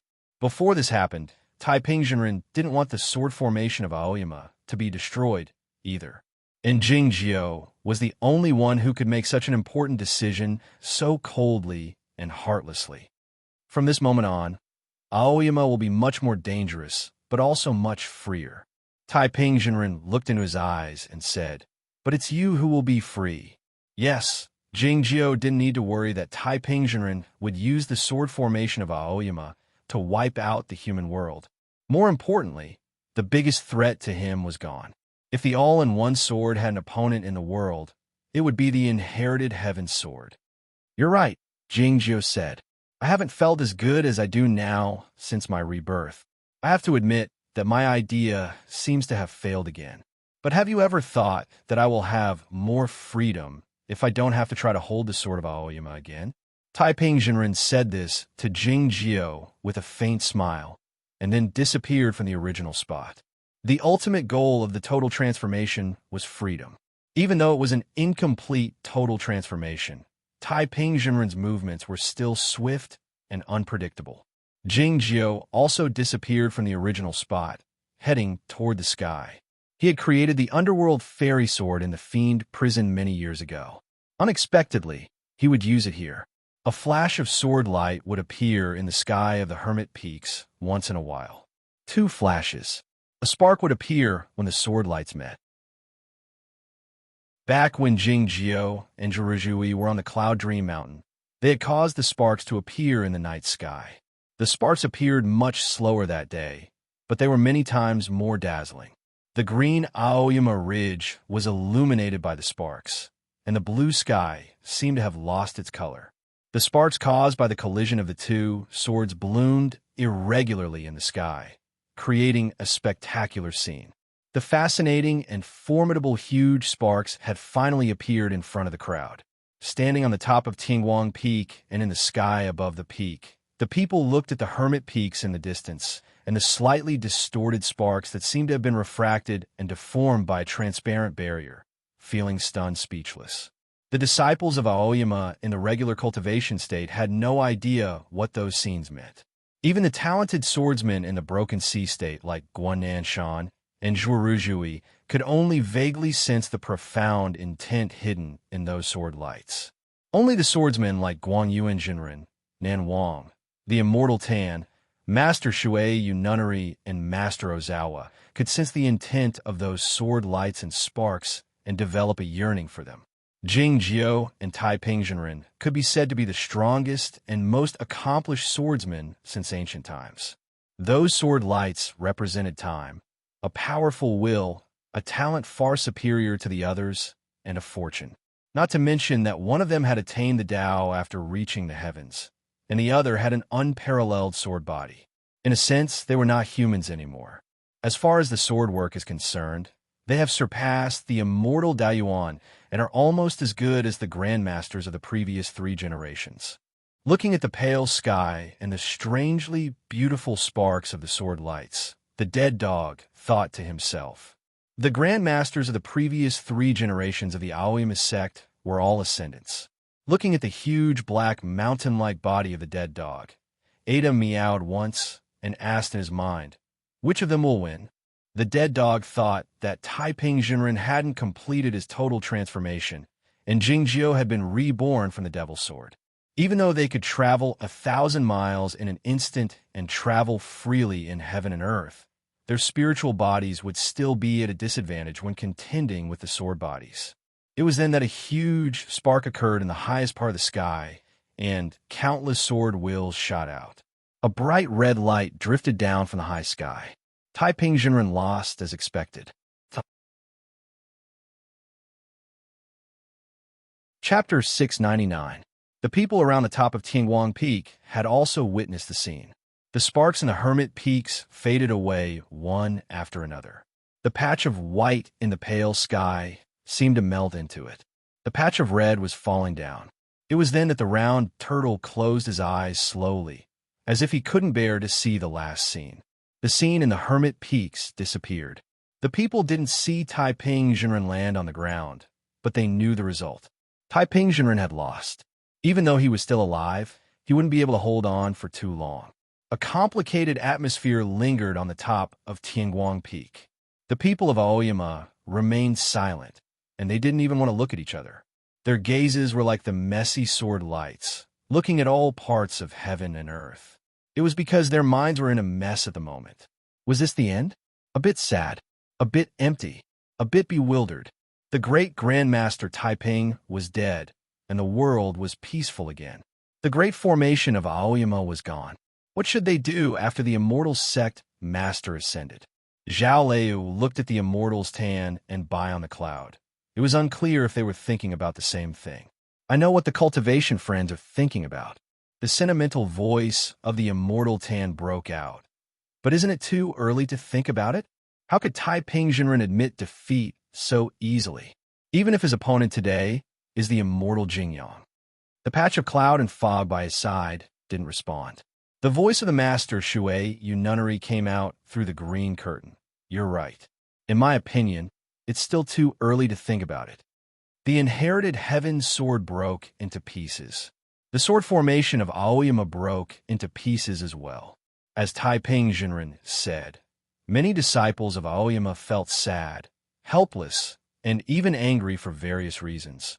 But it was those swords that formed the sword formation of Aoyama that were truly sad. The clouds and fog on the top of Yunxing Peak gathered again. Countless flying swords were flying slowly and aimlessly in the clouds and fog, giving off inexplicable deep and low sounds like whimpers. The countless flying swords no longer split into two groups like before. They were like a bunch of homeless children, pitifully consoling one another and grieving together. No one knew when Ping Yongka had woken up. He felt the disappearance of the Aoyama sword formation. Looking at the flying swords in the clouds, he felt sad for some reason. His nose turned sour, and he almost cried. Don't be sad. Isn't everyone still here? He called out to the flying swords in the sky. Come here, come here. Don't get lost. Sword chimes rang out again as countless flying swords tore through the air and circled around him like a group of poor children who had found their home. Ping Yongka smiled happily and said, Isn't this good? He suddenly sensed something and looked towards the northeast in a daze. Something was approaching Aoyama at an unimaginable speed. Even a thoughtless sword couldn't be that fast. What surprised him was that that thing didn't seem to have a real form or existence, giving off a feeling of emptiness. What puzzled him even more was that he could sense it even though the sword formation of Aoyama was gone. Dozens of cracks appeared on a meadow. Taiping Jinren stood in the middle of the cracks. His red robe was especially eye-catching in the green wilderness. It was unclear whether he was the prey of the spider web or the spider itself. Jing Jiu landed from the sky, his white robe and black hair emitting a dozen extremely bright sword lights. Taiping Jinren remarked sentimentally, Is this the sword style that you and he came up with together? It's called the Underworld Fairy Sword, said Jing Jiu. Taiping Jinren lifted his sleeve and wiped the corners of his mouth gently. The blood was mixed with the red robe, and it was hard to tell the difference.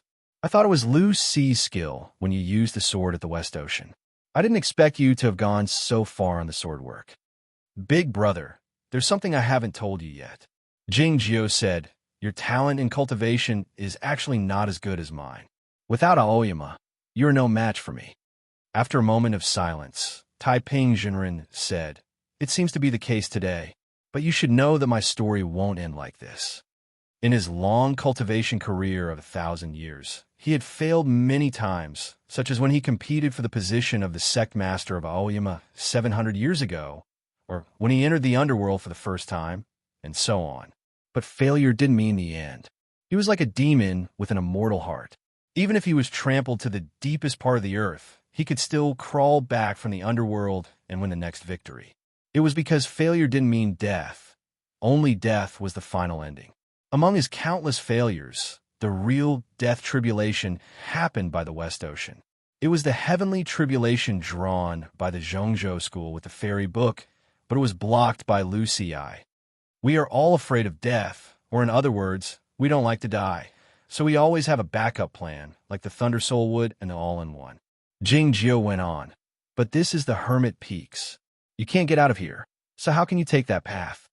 I like eating hot pot, and you like watching the snow with the windows open, but we both have a clear goal in mind when we do things, and we don't do meaningless things. Taiping Jinren continued, while looking at Jing Jiao. When you were asleep in Zhaoga City, I traveled with Qing for a long time. You should be aware of my intention. You haven't completed the total transformation, and you can suffer the heavenly tribulation at any time. You want to find the green sky mirror so that you can hide in it, said Jing Jiao. But she knows your intention, so she can't tell you. It's easier to deceive a little girl like her, not to mention that I've spent a few decades doing it. Taiping Jinren went on with a faint smile. Otherwise, why would I happen to land here? This was an ordinary patch of wilderness in the Hermit Peaks. There was nothing special about this place save for the fresh grass. Since Jing Jiao had chosen this spot on purpose, it must have a deeper meaning. Taiping Jinren lifted his foot and stepped on the grass. The cracks in a meadow grew deeper, and countless wild flowers grew out of the black soil. Many years ago, Jing Jiao asked Apiao to help Fong Jingtian break through the heavenly arrival state, and this patch of wilderness was full of wild flowers. Jing Jiao reached the heavenly arrival state in Zhaoga City, and the wildflowers were also in full bloom. Amidst the blooming wildflowers, an ancient-looking bronze mirror appeared. It was none other than the green sky mirror. The green sky mirror had been hidden in the Hermit Peaks for a while. Jing Jiao said, I didn't expect her to put it back.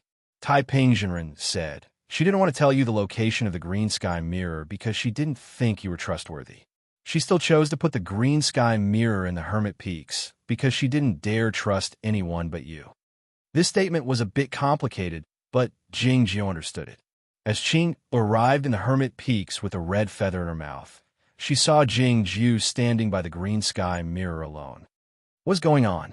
How did you know I put the green sky mirror here? Where's little Red? No, Taiping. Is he dead?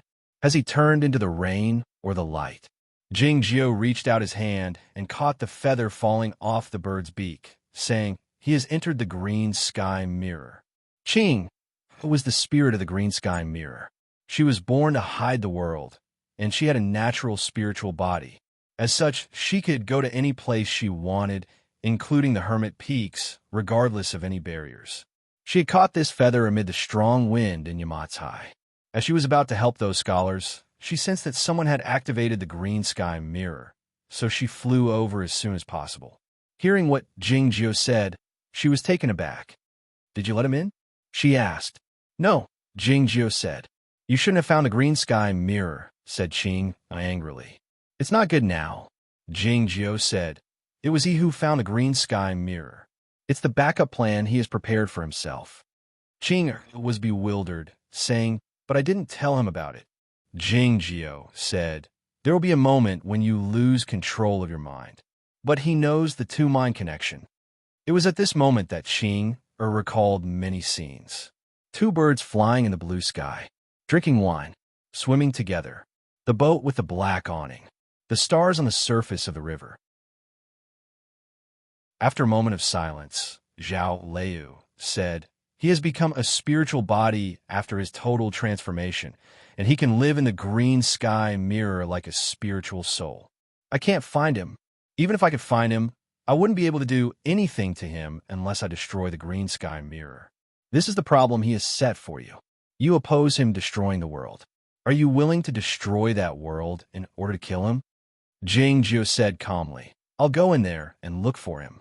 Qing said with her head lowered, it will take many years. This is the second problem he has set for you. Are you going to stay here and ascend, or give up ascension and look for him? Jing Jiao said, I'll go in there, but I won't give up ascension. It's because it won't take me too long. Qing lifted her head and asked in bewilderment, why do you want to take the risk? You didn't kill him when you locked him in the sword jail before. Can't you do the same this time? Isn't the green sky mirror just a bigger sword jail? Jing Jiao said, while looking at the sky, there will be a troublesome matter ahead. I have to solve his problem before that happens. Otherwise, I won't be able to keep my mind at ease.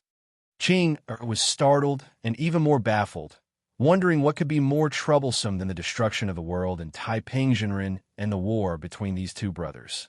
Jing Jiao didn't explain anything to her. He sat down by the green sky mirror. Thank you. Having said that, he closed his eyes.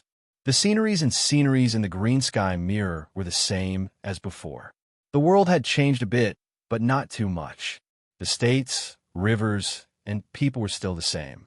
Jingjiu had lived in the green sky mirror for many years. Though he spent most of his time in the royal palace of the Chu kingdom and on that mountain in seclusion, nobody was more familiar with this place than he was, save for Qing. Jingjiu pushed open the door and walked out after dusting off the light particles on his body. As soon as he walked out, he saw that old man with white hair. The territory and inhabitants of the old Chu kingdom were still under the rule of Zhao state, but they had their own government. The former eldest young Master Zhang was now the respected Grand Master Zhang. Even the royal palace of Zhao state had to ask for his opinion before issuing any decree. In addition to the legacy of his father, the Grand Secretary Zhang, the most important reason was his relationship with Jingjiu. The Zhang manor had moved back to the capital many years ago, occupying a street in the north of the city. His descendants were all the officials in the imperial court, but he thought his life here was boring. Suddenly, he saw Jingjiu walk out from the room. He jumped up from the bamboo chair and yelled excitedly, "Your Majesty, you're back. How long will you stay this time?" Glancing at the floating clouds in the sky, Jingjiu said, "I'm here to take care of something. I'll leave soon." The eldest young Master Zhang was a bit disappointed, but he didn't dare say anything. Standing by Jingjiu's side, he rubbed his hands incessantly. "Your Majesty, why did your face change?" he asked confusedly. Jingjiu walked to the front of the well in the courtyard and craned his neck to look into it. He saw a childish face with a bun on his head on the surface of the still water. For some reason, he had turned into a handsome, young Taoist monk after coming to the green sky mirror. Looking at the face he hadn't seen for a long time, Jingjiu asked after a moment of silence, "Why can you recognize me then?" The eldest young Master Zhang said with a smile, "To say nothing of the fact that you've changed your face, even if your Majesty had turned into pooh." Jingjiu leapt up with the wind and soon disappeared into the twilight. A blood-red feather was drifting in front of him, as if it was guiding him. It didn't take long before he arrived at a mountain. There was a Taoist temple in the deep end of the mountain. A young Taoist monk was sweeping the ground in front of the Taoist temple with a bamboo broom in his hand. This young Taoist priest had delicate features and gave people a very amiable feeling. The blood-red feather drifted down slowly. Jingjiu reached out his hand to catch it and bowed to the young Taoist monk, saying, "Greetings, big brother." The young Taoist monk was bewildered, asking, "Have we met before?"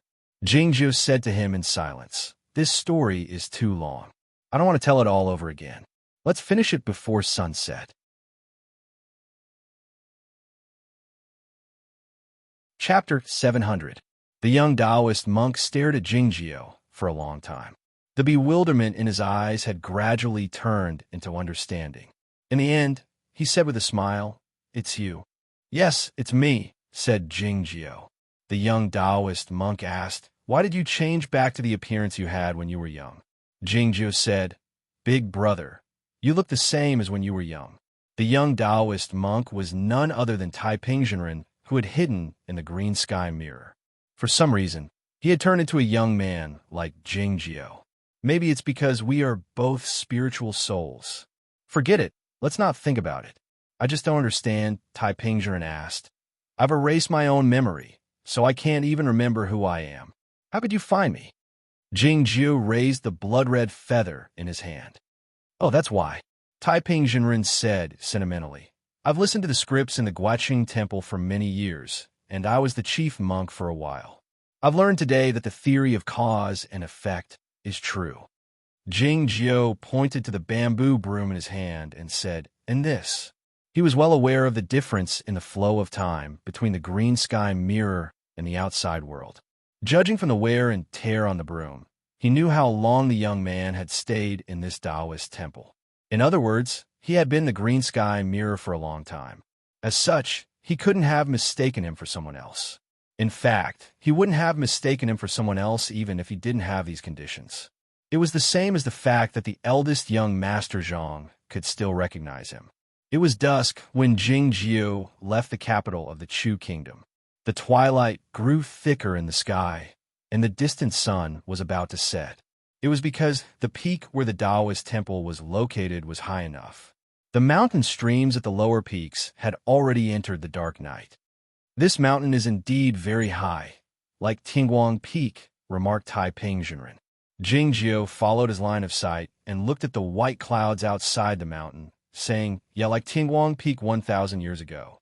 The current Oima sect was called the Shangda Peak sect because Taiping Zhenren and Zhenren Jingyang were both from this peak. However, they first met at Tingguang Peak when they were young. That was because their grandmaster and master were the sect masters of Aoyama. Many years ago, the immortal Daiyuan brought back a child from Zhaoga City. The young Taoist priest who was stepping on the clouds at the edge of the cliff of Tingguang Peak turned around and said with a smile, "Grandmaster, this junior brother's talent is similar to mine. Let me teach him." Dao Yuanjinren said, "Little Taiping, you have to teach him well." The sky of the green sky mirror had a certain height. If a realm higher than the sky appeared in this world, it would trigger a heavenly tribulation. The result would be death like Duke Missouri or Jing Jiu breaking through the sky. If Jing Jiu intended to kill Taiping Zhenren here, he had to suppress his cultivation state to below the broken sea state. It was the same for Taiping Zhenren. Taiping Zhenren said with a faint smile, "Now we are two ghostly souls, and you are not a sword body anymore. Are you sure you can defeat me? Don't forget that I taught you how to use the sword." Jing Jiu said, "Big brother, your talent is indeed not as good as mine."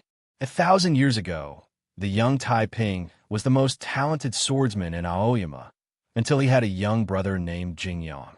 He didn't feel jealous of Jingyang, nor did he dislike him. He taught Jingyang with all his heart, except for the formation of the dispersed smoke and cloud. He believed that his talent in sword work was not inferior to Jingyang's, and he believed that Jingyang would listen to him for the rest of his life. As such, he taught all the sword styles he knew to Jingyang. Two young Taoist priests stood face to face in front of the Taoist temple in the deep mountain, just like what happened 1,000 years ago. They were still using the same sword styles they had used in the past. The sword lights illuminated the green trees and the darkening dusk, leaving traces in the sky that were not magnificent but delicate. They couldn't be compared with the sword fight in the Hermit Peaks, but they felt more real. The inherited heaven sword style, the flowing snow sword style, the old bird sword style, the endless sword style, the six dragon sword style, the seven plum sword style, and the 8 directions sword style. They were just like what the two brothers had done in the past. Maybe it was for this reason that countless secret sword styles of the 9 peaks appeared one after another, and no other Taoist magic arts of other sects appeared. It was interesting that Jing Jiu had never used the inherited heaven sword, but Taiping Zhenren liked the 9 deaths sword style of Shima Peak the most. It was the same as in the past. After the death of the Grandmaster and the Master, they depended on each other in the Shangda Peak. Taiping became quieter and started to take disciples, make friends, and feed the chickens and dogs. Jingyang was as dull as before, but he practiced the sword more diligently in secret.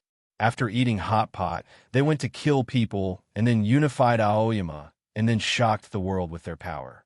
Taiping Zhenren showed up many times, and Jingyang killed many people in secret. In the end, after another hot pot, Jingyang walked to Taiping Zhenren with Lu Xi and Yuan Qijing and stabbed his sword his back. A sword light pierced through his chest. Another sword light pierced through his chest as well. There seemed to be no difference, whether it was the position or the angle of the sword light. His injury seemed to be about the same. The Taoist temple had already turned into powder in the sky, full of sword lights. Jing Jiu and Taiping Zhenren leaned against 2 big trees, their bodies covered with blood. But the blood was not real. It was gradually drifting with the mountain wind and blending into the dusk.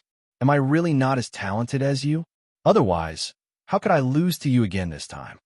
Taiping Zhenren showed a hint of pain on his young face, his voice a bit hoarse. You didn't lose to me, but to this world. It's because your opponent is the world itself. Jingjiu went on.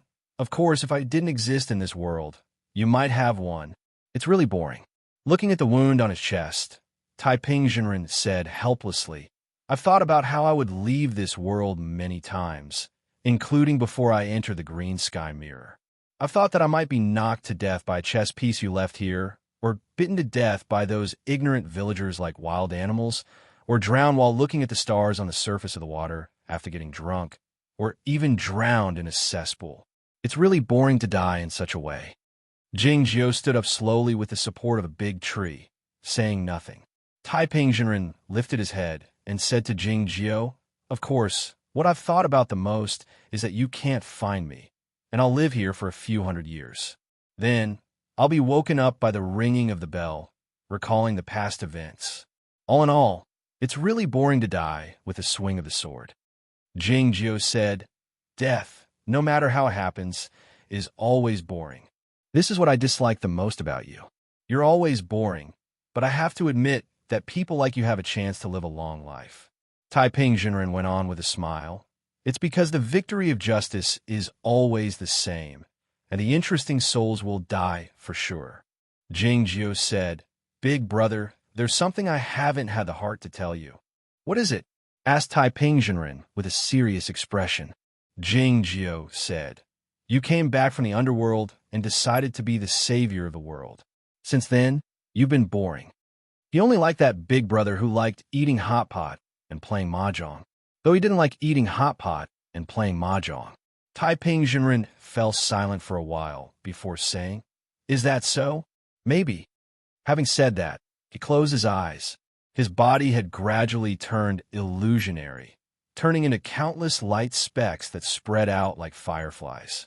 Those light specks were red, looking like the flames when they gathered and the twilight when they dispersed. Looking at the empty big tree, Jingjiu fell silent for a while and then headed toward the sky. There was no stairway in the sky, but he walked higher and higher until he arrived in the sky. It was the only place where he could see the sun that hadn't set yet. The dark clouds came out of nowhere, and the thunders struck down. It was the heavenly punishment. Jingjiu broke through the sky after waving his hand a few times. The green grass in the hermit peaks was still as fresh as before. The green sky mirror lay in the grass in silence. Jingjiu opened his eyes, his right hand resting on his chest for a while. It was the spot where Taiping Jinren had pierced through his chest the last time. It still hurt a bit. What's wrong? Asked Qing. Nothing, Jingjiu said. He reached out his hand and picked up the bow and flute in the wild grass. Do you want to play a piece of music? Asked Qing. No need, said Jingjiu. He looked at the sky. It was outside the hermit peaks. It was the highest spot in the real sky. The sun has set. She is coming. Note, this sentence came from Wenjiuan, a reader of the English Tasteless Jokes Encyclopedia. It's a bit harsh to use it here, but I thought about it for a long while and decided to use it.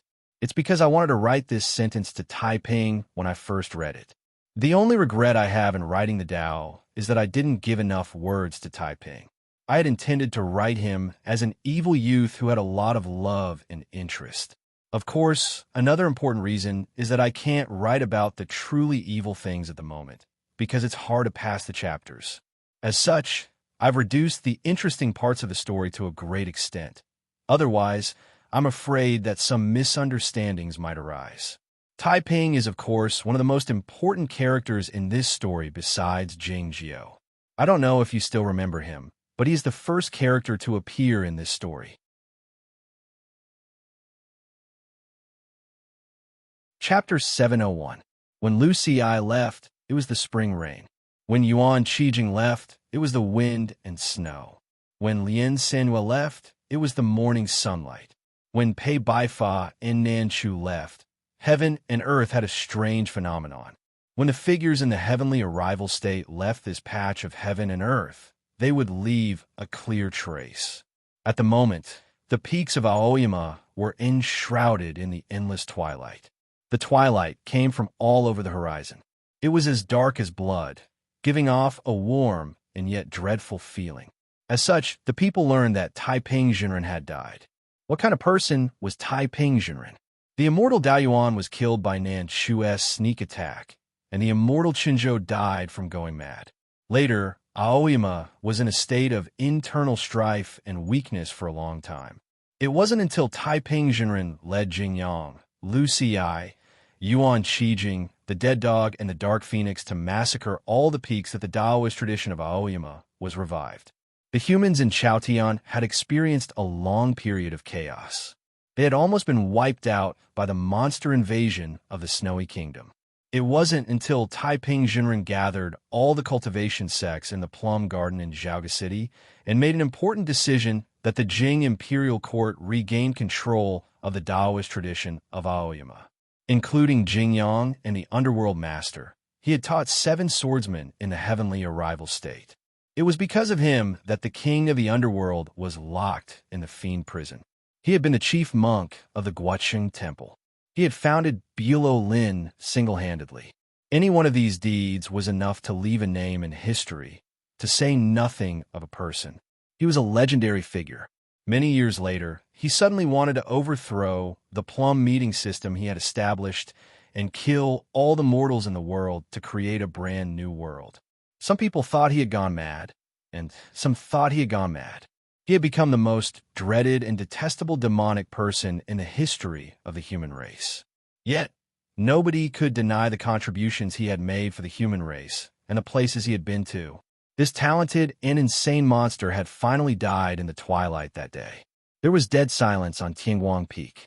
Zhao Liu stood at the edge of the cliff, looking in the direction of the Hermit Peaks. Her pale face showed no emotion, but she kept repeating those words in her heart. I want to call the wind and summon the rain. I want to travel 1,000 miles in an instant. I want to sleep in a dream, waking up in a dream. This was what Taiping Jinren said at the Shinma Peak. Now he's dead. Will I wake up from another dream? The death of Taiping Jinren made many cultivation practitioners feel a loss, but most of them felt relieved. Chaotian had finally gotten rid of the threat of world destruction, and the cultivation circle was no longer under the shadow of that person.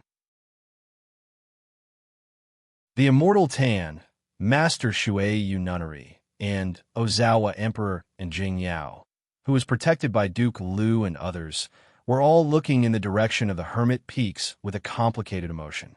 The patch of cloud and fog was still there, illuminated by the setting sun. A figure could be vaguely seen bowing slightly in the direction of the Hermit Peaks in greeting. Bai Jinren expressed his respect at the moment. Many disciples of Aoyama had knelt down on the ground or on their swords, a sorrowful expression on their faces. Emochi had tears running down his cheeks, and some elders cried bitterly. Guangyun Jinren remained silent while looking at the twilight in the sky. The twilight was too bright, and Nan Wang's eyes turned red.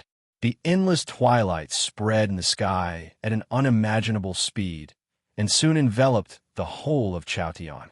From the lonely and cold blue icy peak in the deep part of the snowland to the foggy island in the southernmost part, the sky had been dyed red. Both the cultivation practitioners and the mortals had witnessed this peculiar phenomenon. In Zhaoga City, a few state dukes and the chancellors who usually kept a low profile knelt down in their own courtyards while facing the twilight. The aged elders and young disciples of many sects, including the Guoqing Temple, the Windy Broadsword Church, and the No Mercy sect, who had sealed off their mountains, were silent and sad while facing the twilight.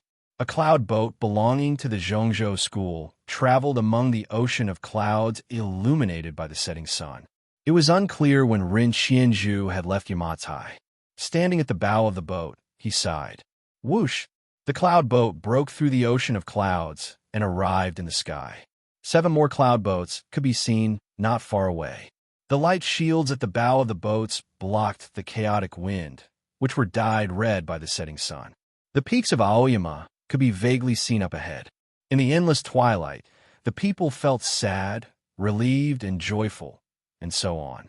The green curtains suddenly quivered slightly, as Shuei Nunnery uttered a faint ah. It seemed that she had discovered something, feeling astonished.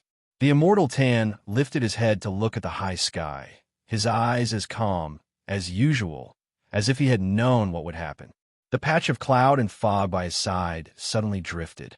Under the setting sun, the cloud and fog looked like a dancing flame, ready to burn everything in the world. In the next moment, more and more people sensed the formidable energy descending from the high sky.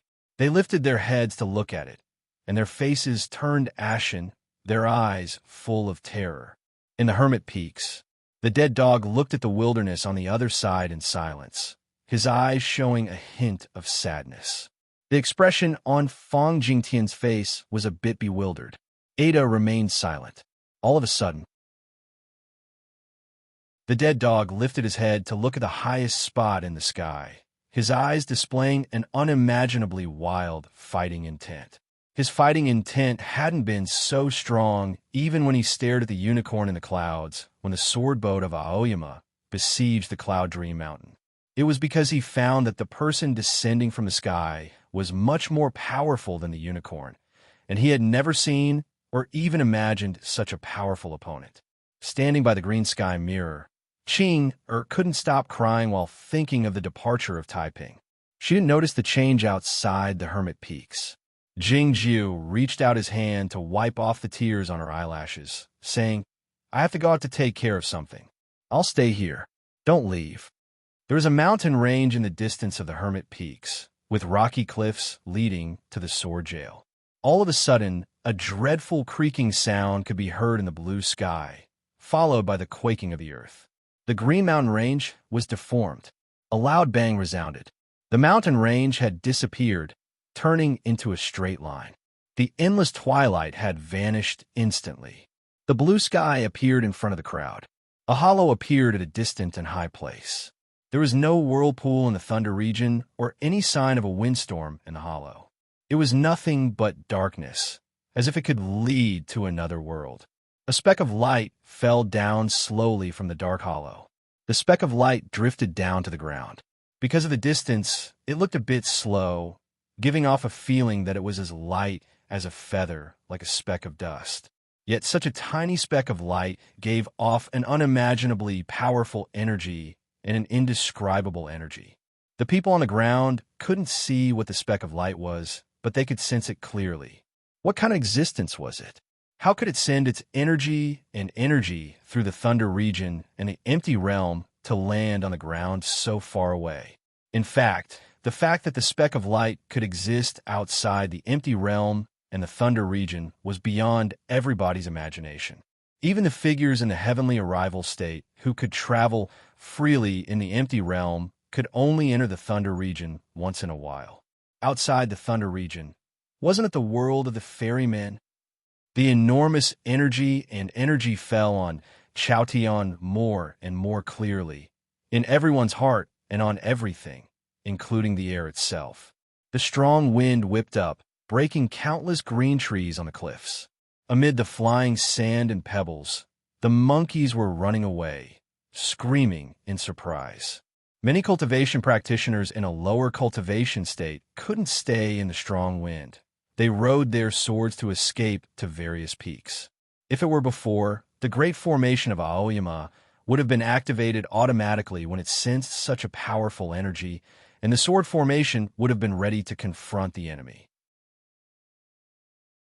However, the inherited heaven sword was destroyed, and so was the sword formation of Aoyama.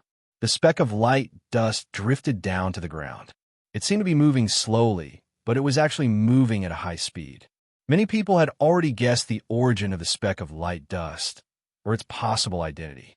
Their faces were pale, their bodies trembling, and they couldn't utter a word. A few moments later, the speck of light dust was closer to the ground. This time, they were certain that its target was the peaks of Aoyama, but they didn't know which peak it would land on. The strong wind grew more dreadful, like the chaotic wind in the empty realm. The cultivation practitioners fled in all directions, many of them kneeling on the ground. Sensei didn't dare raise her head, trembling all over. It's the Shangda Peak. Nan Wang's cloth was torn open in two places by the strong wind, exposing her snow-white forearm. She stared at the speck of light dust in the sky with narrowed eyes, showing no fear in her eyes, save for a crazy fighting intent. Hearing this, the expression on Guang Yuanjinren's face changed slightly. A blood-red light suddenly illuminated the peaks of Aoyama. It seemed as if the endless twilight had arrived again. The thoughtless sword shot toward the sky as quickly as possible. In the next moment, dozens of flying swords of Aoyama shot up one after another, heading toward the speck of light dust.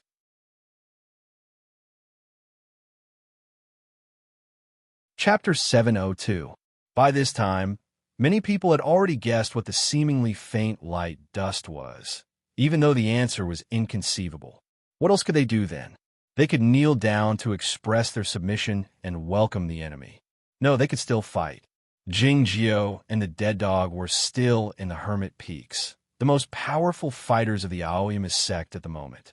The only passage leading to the Hermit Peaks was at the bottom of Shangda Peak. The intention of the light dust was clear. Many disciples of Aoyama were also overwhelmed by the energy of the light dust, unable to stand up, but some of them were still standing proudly in the strong wind.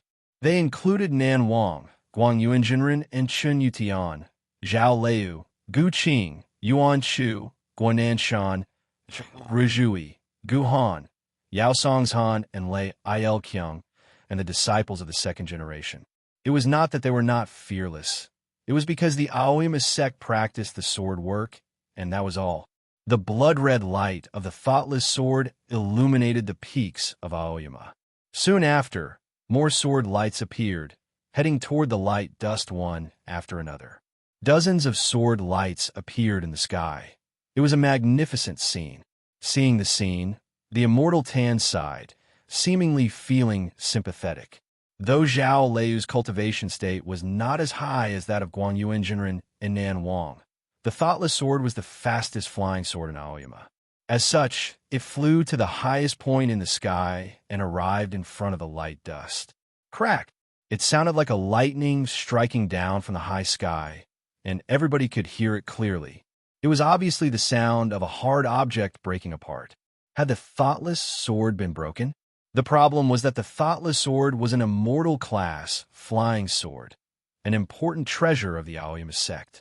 Under the hands of perfected Jingyang and Zhao Liu, it had slain countless powerful demons and monsters.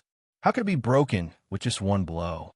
Zhao Liu spat out a mouthful of blood, leaned back, and fell heavily to the ground. The thoughtless sword did not return. Guang Yunjinren's sword, Nin Wang's sword, Zhu Rizhui's sword, none of them had returned. Dozens of thin lines appeared in the dark blue sky. Those were the traces of flying swords being struck away and broken. Dozens of muffled groans came from the top of Tianguang Peak. Guanan Shan spat out a mouthful of black blood. Yuan Chu fainted, and the rest of the people fell to the ground with serious injuries from the impact of their sword pellets. Only Guang Yuanjinren and Nan Wang were barely able to stand, and their expressions were extremely ugly. The powerful warriors of the Aoyama sect attacked at the same time, but to no avail. They had suffered a crushing defeat. The light dust continued to fall, and its speed gradually slowed down. However, it was obvious that it was not the effect of the swords of the Aoyama sect, but its own behavior. The light dust, now, was more like a falling leaf. No, it was even lighter than a falling leaf, lighter than the wind. Finally, the light dust came to the sky above the peaks of Aoyama and revealed its true appearance. It was a beautiful woman dressed in a white dress. It was unknown what the white dress was made of, but it was as soft as a cloud, fluttering with the wind. As the sleeves of the dress fluttered, faint golden lines could be seen, but there was no pattern to it. Using the word beautiful to describe the woman in white was actually not accurate or even redundant. This was because anyone who saw her would only be able to see her eyes. Her eyes were calm and gentle, clear and profound, like a small river, but the reflection of the river was a sky full of stars. The woman drifted down slowly toward the top of Shangda Peak. Seeing this scene, Guanan Shan, Zhu Rizhui, and Gu Qing displayed a despondent expression in their eyes. It was then that the woman suddenly turned her head to look at a spot in the sky, the expression in her eyes turning slightly cold. The small green curtain sedan of Shui Nunnery was there. The green curtain, which had just drifted up, suddenly dropped down like the frozen surface of the water. The wrinkles on its surface didn't even move a bit. A streak of blood dyed the green curtain red. With a single glance, Shui Nunnery, in the heavenly arrival state, spat out blood and was severely wounded. The swordsmen of the Aoyama sect were severely wounded before their flying swords could even touch her body, to say nothing of preventing her from falling down. Who was this woman in white? Greetings, fairy lady Bai. Greetings, fairy lady. The voice of the immortal Tan rang out in the sky above Tianguang Peak. In the next moment, more and more voices filled with excitement, fear, and bewilderment rang out. The two words might be the fairy lady or the predecessor, but no matter which word it was, it meant only one person in Chaotian in the last 1,000 years. She was the former sect master of the Zhongzhou school and the only ascendant in Chaotian in the last 1,000 years, Byron. Many of the representatives of various sects who came to participate in the inauguration of the sect master of the Aoyama sect had witnessed the battle in Zhaoga City more than 100 years ago. What baffled and shocked them was that the fairy lady Byron today was evidently more powerful and more real than the replica of her 100 years ago. That incomparably enormous pressure and that profound aura were actually immortal intents that were incredibly dense and real. Was it possible that it was not the spiritual awareness of the fairy lady Byron who had returned to Chaotian today? Was it possible that the fairy lady Byron had indeed returned? As the people were thinking of these questions in shock, the fairy lady Byron had already arrived in the sky above the peaks of Aoyama. The sword formation of Aoyama had been destroyed. Who could stop her from returning? Byron landed on the top of the Shangda Peak. There were no black rocks here, no flowering trees, and no blue lake, save for the pure white snow. Her feet didn't make any sound when they landed on the snow. Not even the slightest sound could be heard, like the sound of ants walking. In the next moment, countless rustling sounds could be heard. It was the sound of the snow melting. It was the sound of the black cliff rocks being exposed to the air. It was the sound of the green stems growing out from the cracks of the cliff rocks. It was the sound of the flowers blooming. The ice and snow on the Shangda Peak were melting at an unimaginable speed. The snowline retreated to the foot of the mountain, exposing more and more green pines and more wild grass and flowers. The whole of heaven and earth had sensed the natural freshness and vigorous vitality brought by the fairy energy. Everyone sensed the tranquil and distant aura, and their moods also calmed down. All of a sudden, the cracks between the black cliff rocks disappeared, and the green stems broke off and then collapsed. The collapse was not a peeling off, but a collapse of all the cliff rocks heading toward the Shangda Peak. In other words, it was a collapse. It was like the herbs and the reiki in the cauldron suddenly condensed into an elixir. With a thunderous rumble, the Shangda Peak kept collapsing, stirring up countless plumes of smoke and dust. After an unknown period of time, the smoke and dust gradually settled, and the scene appeared in front of people. The Shangda Peak, which was more than 1,000 feet high, was now less than 1/3 of its original height. The volume of the entire peak had shrunk a lot, and it had completely become a strange peak. What was even more incredible was that the surface of the black cliff rocks was unusually smooth and compact, without any signs of life or cracks. It was like a piece of iron ball that had been integrated into one. A whimpering sound came from the sky, and a severely deformed gray sword fell down. The gray sword landed on the side cliff of Shangda Peak, giving out a crisp paw sound. It couldn't withstand the force and broke into two halves. F***CK, your ancestors. Zhuo Rujui's face was pale, and he murmured a curse in a low voice, fainted again. That gray sword didn't belong to Yuan Chu, but his swallowing boat sword. The swallowing boat sword was of a very high state, and it was extremely tough. Like Zhuo Rujui, it had withstood the previous attack by the fairy lady Byron and flew back to Aoyama shamelessly. However, when the swallowing boat sword fell on the Shangda Peak, it broke into two pieces. How hard was the Shangda Peak at this time? How tight was it? Even the magic treasures of the highest state couldn't compare to it. Since the Shangda Peak had been reduced to such a state, the sword jail at the bottom of the peak was no more. Those vicious prisoners who had committed countless sins in the past had been turned into powder, and they couldn't be more dead. Countless gazes fell on the top of the Shangda Peak. Looking at the woman in the fluttering white dress, the cultivation practitioner's eyes were full of fear. She landed softly. Then, she stepped on Aoyama. It turned out that she was the fairy lady.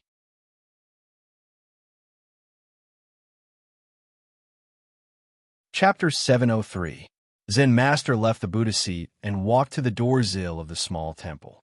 Looking at the endless twilight in the sky, he had a complicated feeling.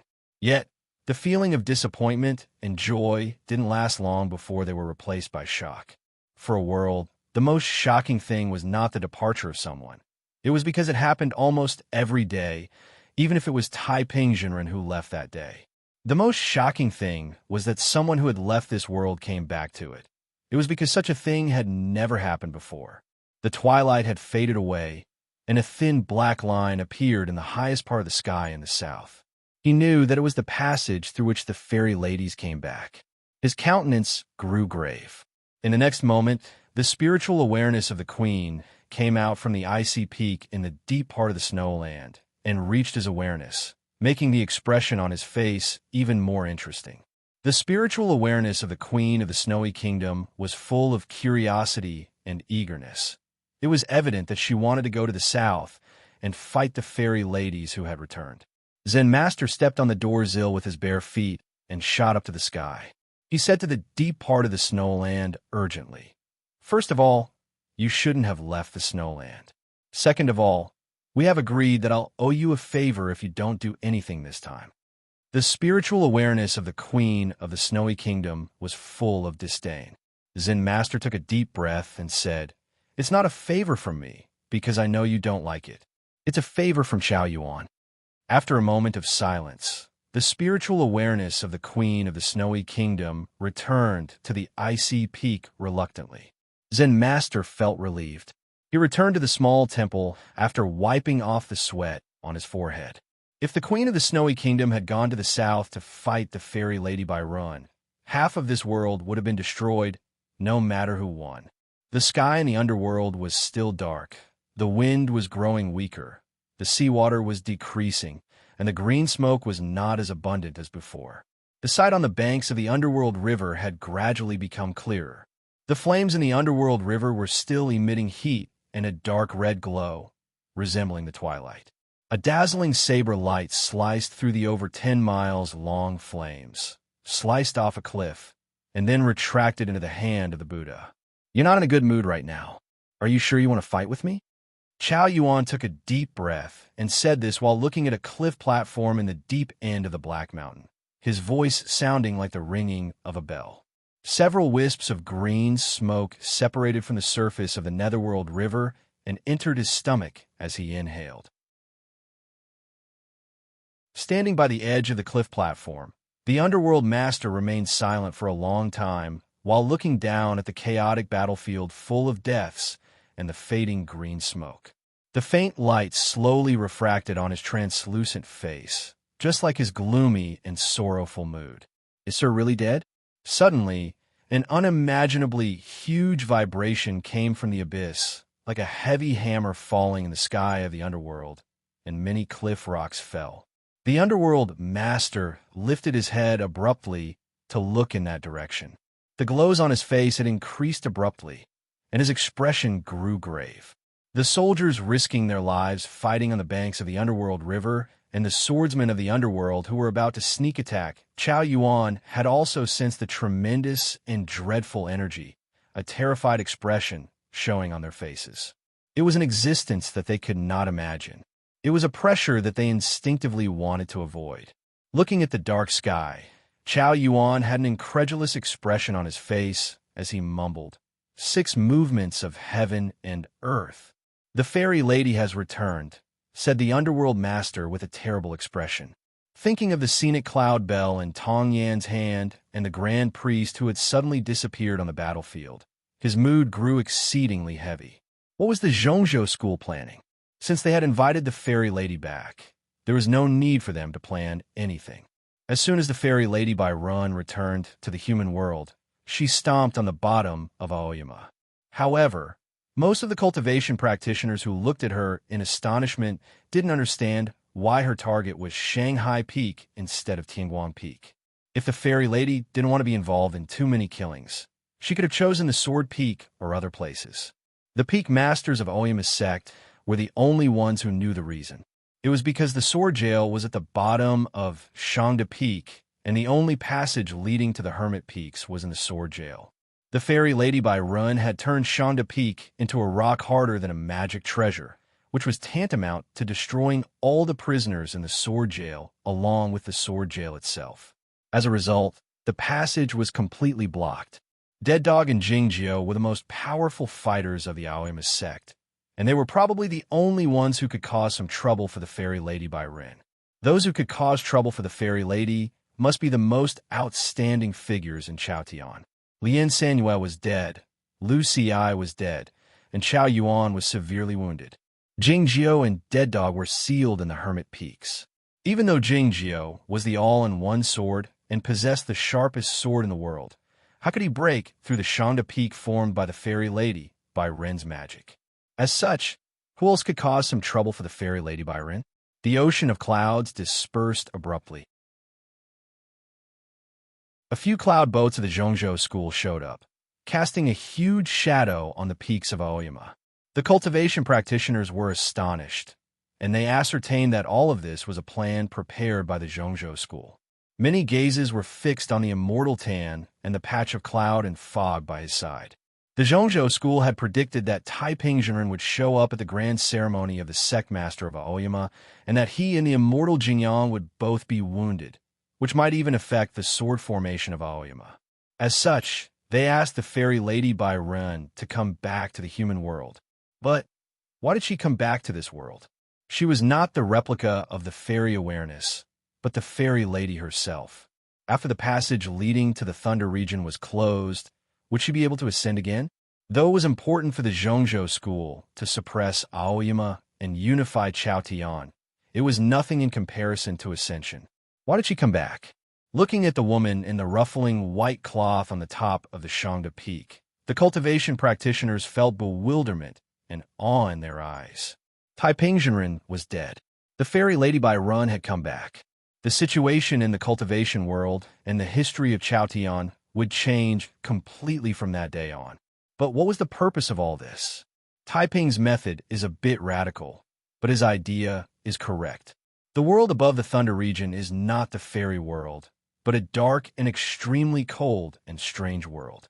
There are countless powerful beings beyond our imagination in that world.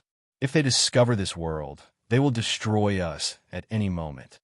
The voice of the fairy lady by Run echoed in all parts of Chaotian. Even the people on Penglai Island could hear it clearly.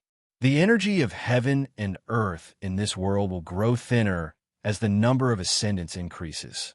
The barrier will disappear in the end, and you people will be exposed to those cruel and ruthless people.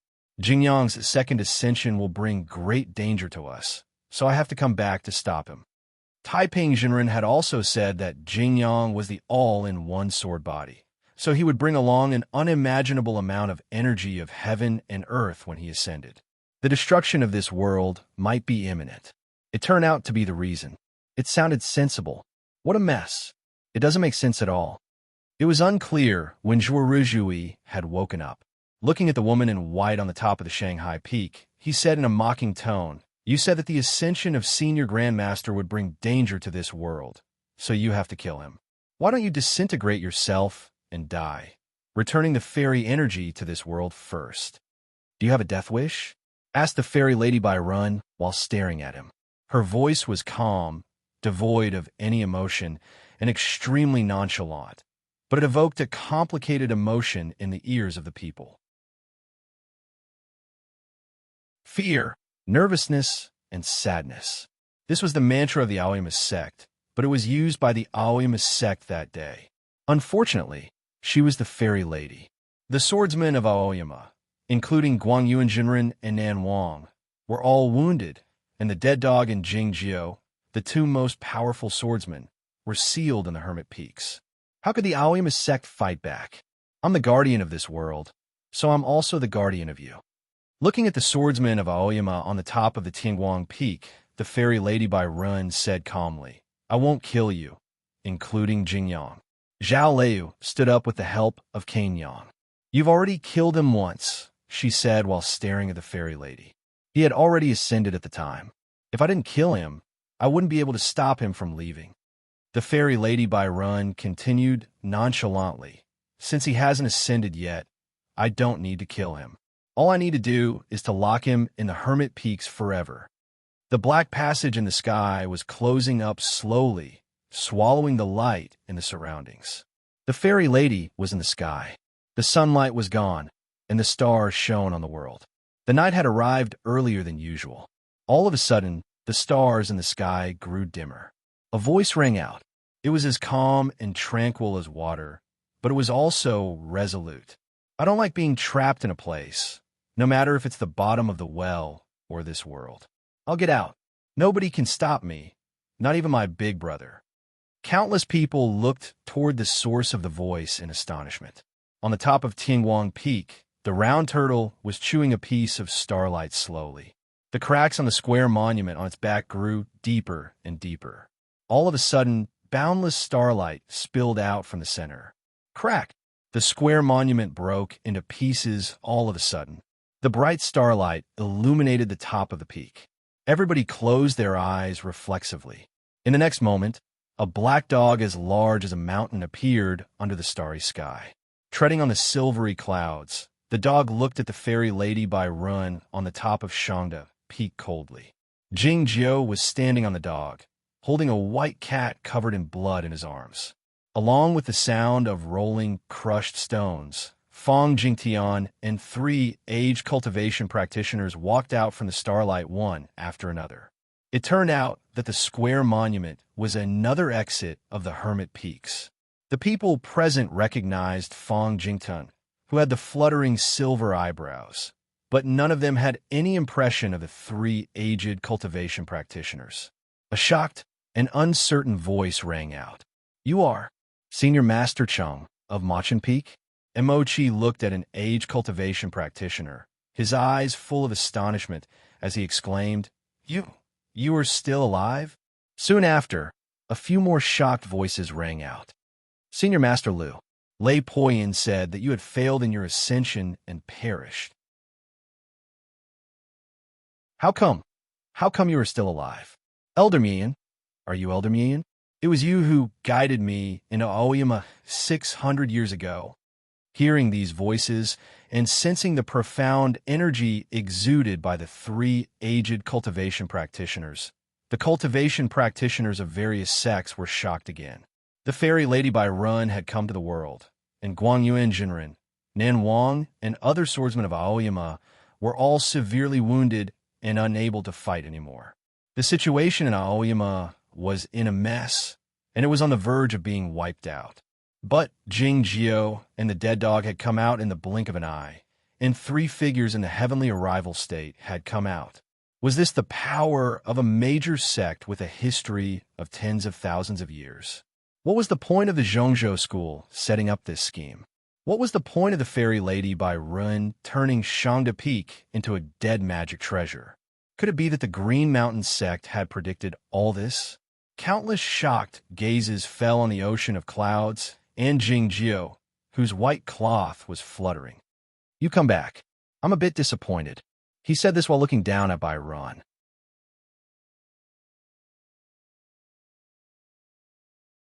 Chapter 704.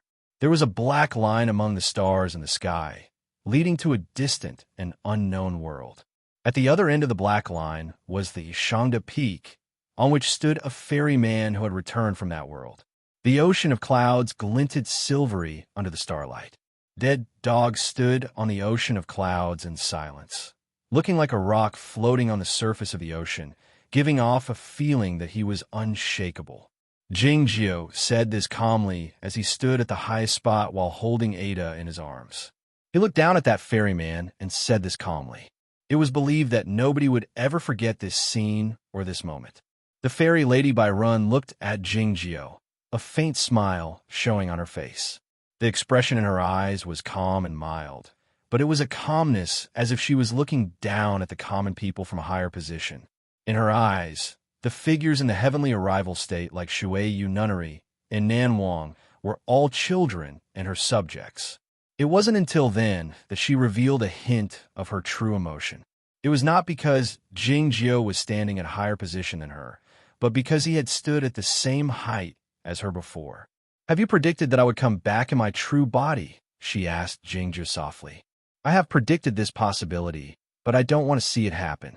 After all, you are an ascendant of the previous generation. As a cultivation practitioner, it's not easy for you to go out. Why would you come back? No matter what reason you use," said Jingjiu, while looking at the peaks under the ocean of clouds. "Even if the reason is this world, it's still a cowardly behavior." Byron said, "What you practice is the unfeeling Tao. How do you know what true courage is? Coming back for this world and giving up the possibility of exploring the unknown world. Is this courage? If this is the case, why did the disgraced ferryman on the island of the fallen immortals get himself drunk every day?" Jingjiu said, "Don't forget that you people are the ascendants and the representatives of the human race. Your cowardice represents the cowardice of the human race."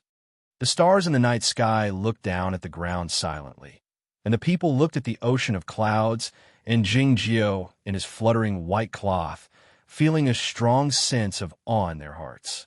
Apart from him, who else could talk to a returning immortal in such a calm manner, and even speak in such a condescending tone? Jingjiu said, "But it's good that you're back. Your sneak attack back then forced me to do it all over again. Today, I'll send you away, and it can be counted as karma." "You?" The voice of the immortal Bai came out from the patch of cloud and fog that hadn't dispersed yet, sounding even colder and more forceful than usual. "Even though I didn't predict that there was another exit in the Hermit Peaks, and you people escaped, it's meaningless. No matter how strong you and Night Howler are, how can you be a match for Ancestor? Or are you still hiding something?" His words caused the Aoyama disciples who were excited about the return of the Hermit Peak elders from the starlight to fall into a state of confusion and dejection again. That's right. Aoyama's sex opponent today is a real immortal. The light dust descending from the sky had knocked away those fairy swords and wounded Guang Yu and Jinren, Nan Wang, Zhao Leiyu, and other swordsmen of Aoyama. She had stained the small green curtained sedan with blood merely by taking a glance at it. Regardless of how strong the immortal sect master and master Night Howler were, and how high the cultivation states of the three masters of the previous generation were, it was meaningless in front of the fairy lady.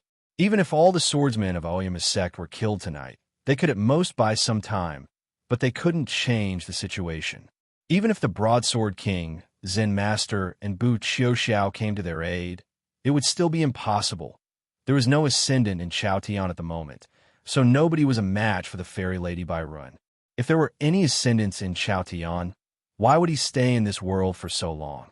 It was easy to conclude that the fairy lady by Run was unrivaled in this world through the simplest inference. Was there any magic treasure or formation that could resist the fairy lady? Perhaps the sword formation of Aoyama could. Yet, the sword formation of Aoyama had been destroyed by Jingjiu and Taiping that day. The Zhongzhou school had been very patient this time. Even though they had already asked the fairy lady to come back, they didn't strike until the two brothers had defeated each other and destroyed all their resources.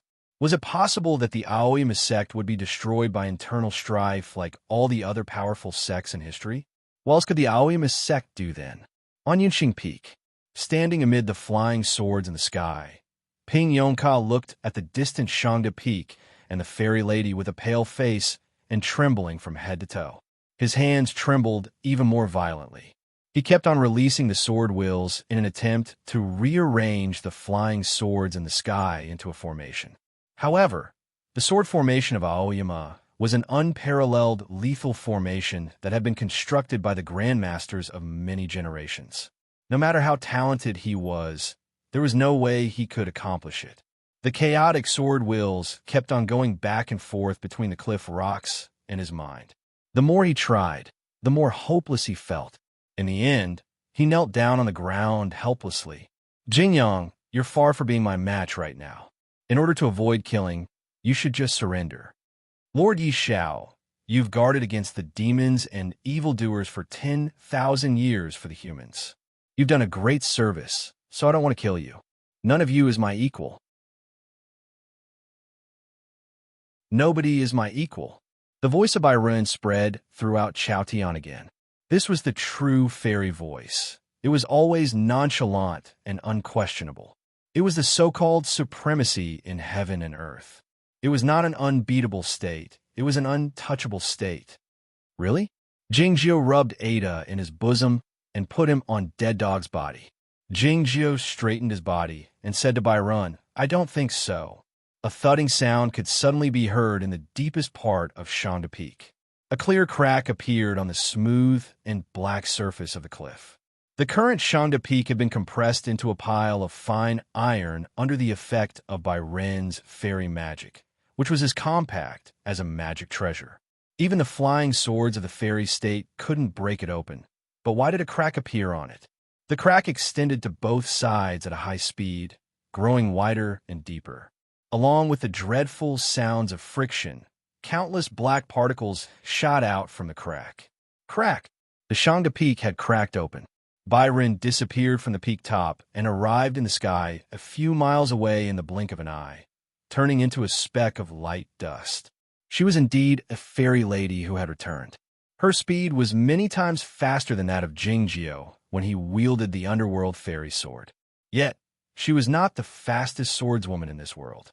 A snowy line came out from the crack on the Shangda Peak, heading toward the night sky at an unimaginable speed. A thin band of smoke and dust separated from the snowy line, heading toward the Tianguang Peak. The clouds and mist in the night sky froze into ice when they encountered the snowy line. They were pushed forward by the snowy line before they could fall down. The stars in the sky illuminated the world. The snowy line arrived at the highest point along with countless ice crystals, meeting the light dust. With a loud bang, countless ice crystals instantly evaporated without a trace, turning into countless streams of light that scattered in all directions. The night sky quaked uneasily, and the starlight swayed. A terrifying air wave came to the ground from the high sky, turning into a violent hurricane. The cliffs suddenly cracked open, and countless ancient trees fell down. It seemed that heaven and earth were on the verge of turning upside down. How dare you, evil creature! The voice of the fairy lady Byron rang out amid the violent light flowing in the night sky. The fairy voice spread throughout Chaotian again. However, it was not as calm and composed this time, but full of anger and surprise.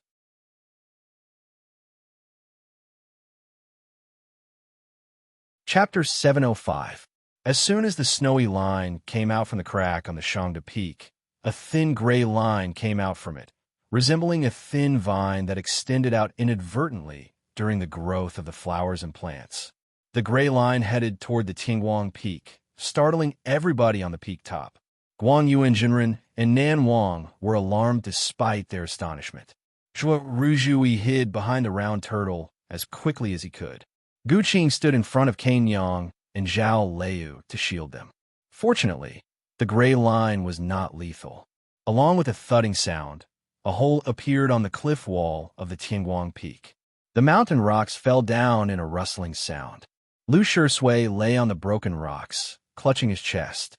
His clothes were covered with blood, and his dark face was much paler now. Seeing him, Zhao Liu and the others were surprised, or in other words, pleasantly surprised.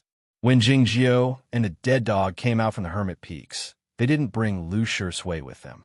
Everybody thought that he had died together with Tai Pingjinren.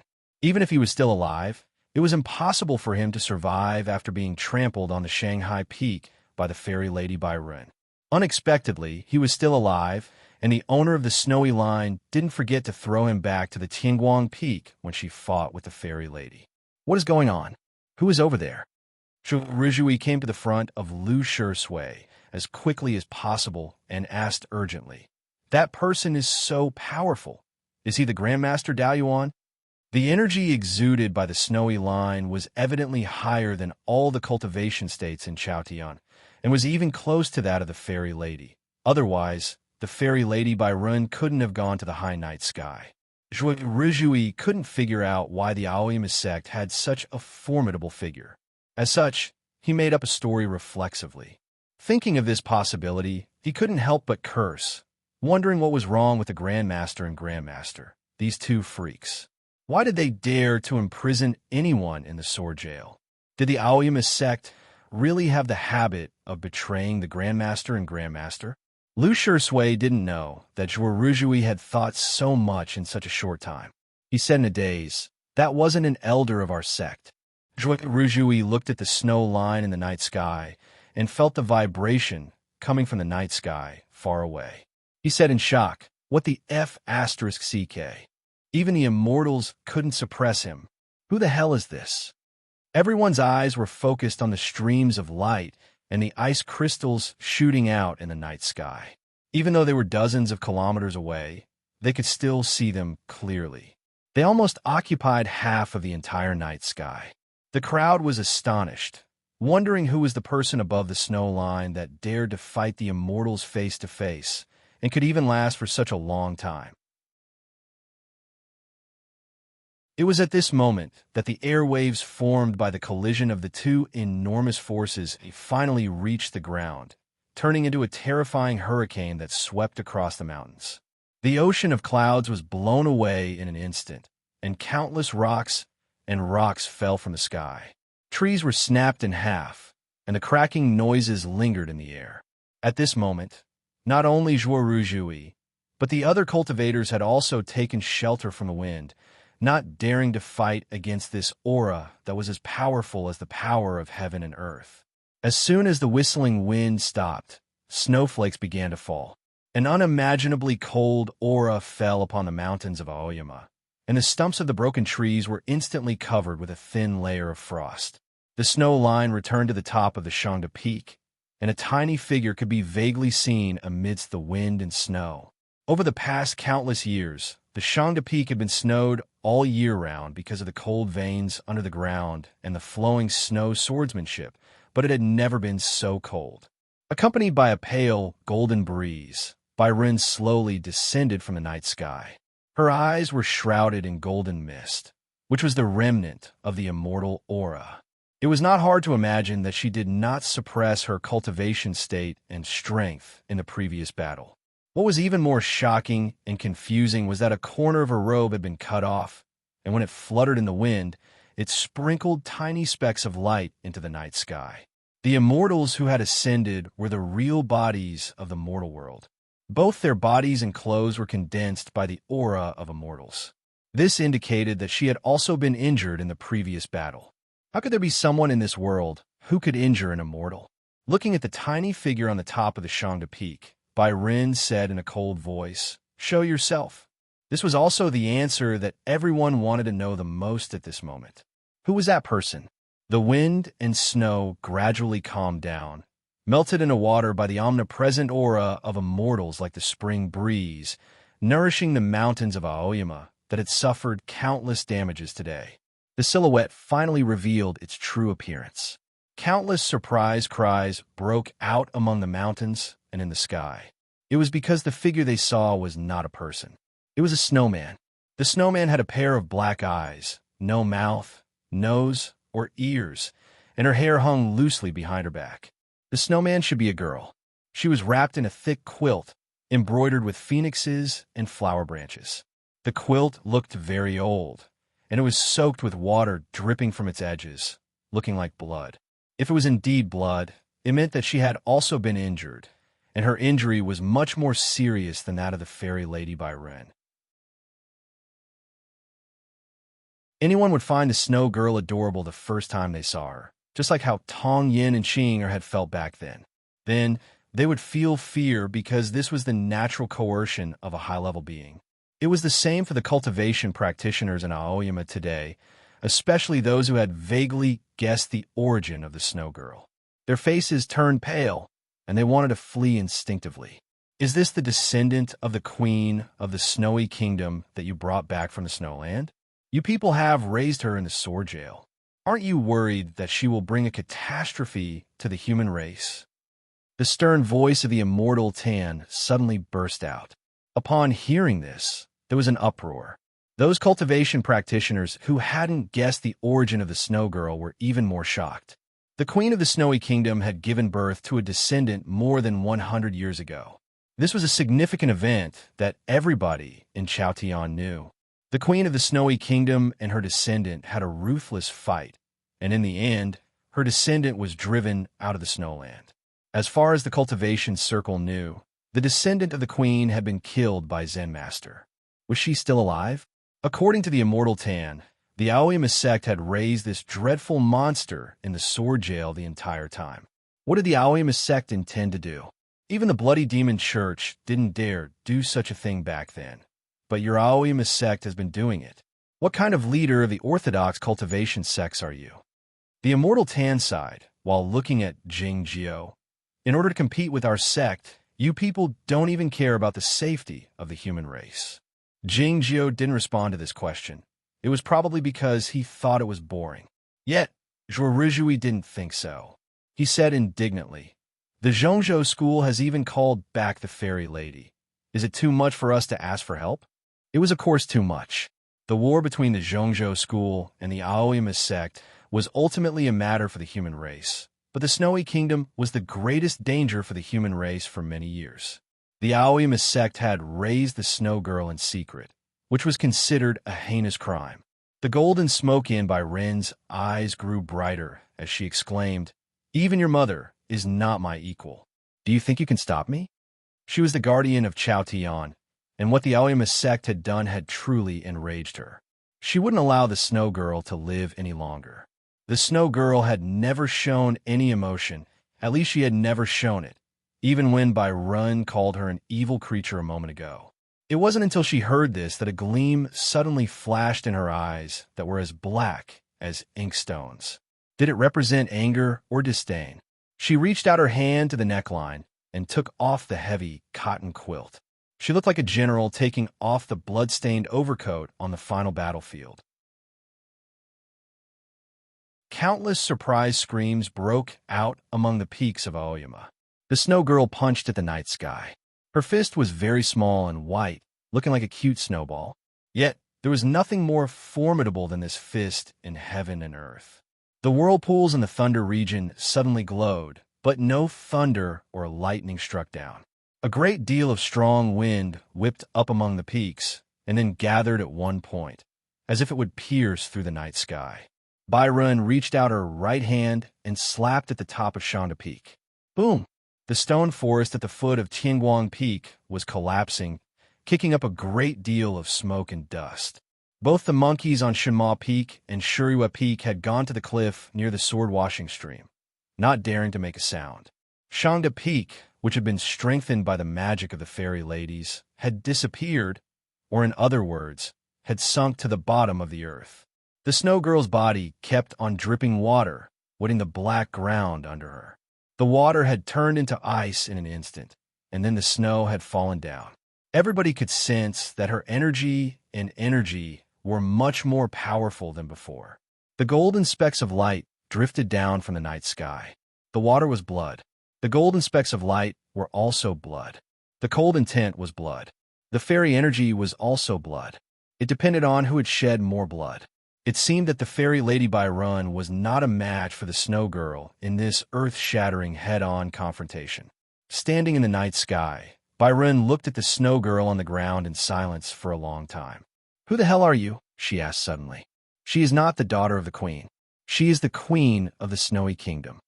Jing Jiao said to Bai Run, "She is the most powerful being in this world."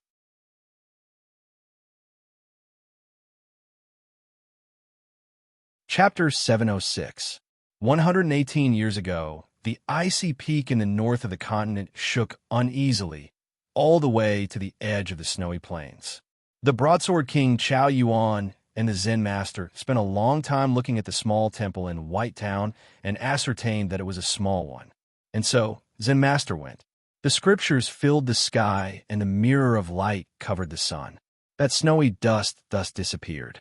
It was unknown whether it had returned to the snowy plains or whether it had died. A few days later, Tong Yin, who had taken the green sky mirror away from the Zhongzhou school, was besieged by the mysterious dark sect. Jing Jiu happened to pass by and brought Jing Jiu to the edge of the cold mountain, but they were trapped by the sun banner of Wang Xiaoming. Flames filled the sky, and heat waves melted the rocks. The snow girl stood up from the snowy ground on the other side of the mountain. She extinguished the mysterious flames in the sky, seized the sword of the universe, and blocked Jing Jiu's way. Then, she suddenly fell into a deep sleep. Jing Jiu took her to the 3,000 nunnery. He piled up cotton-padded jackets as high as a mountain in the meditation room with a round window and set up a few tactical formations to prevent Dayuan City from being drowned by the ice and snow. After Xue Jie woke up, he brought her to Aoyama. There was no one on the peaks. Lu Xi and Yuan Qijing stayed far away. The snow girl was tricked into the sword jail by him and was locked in the cell behind the 1,000-mile ice.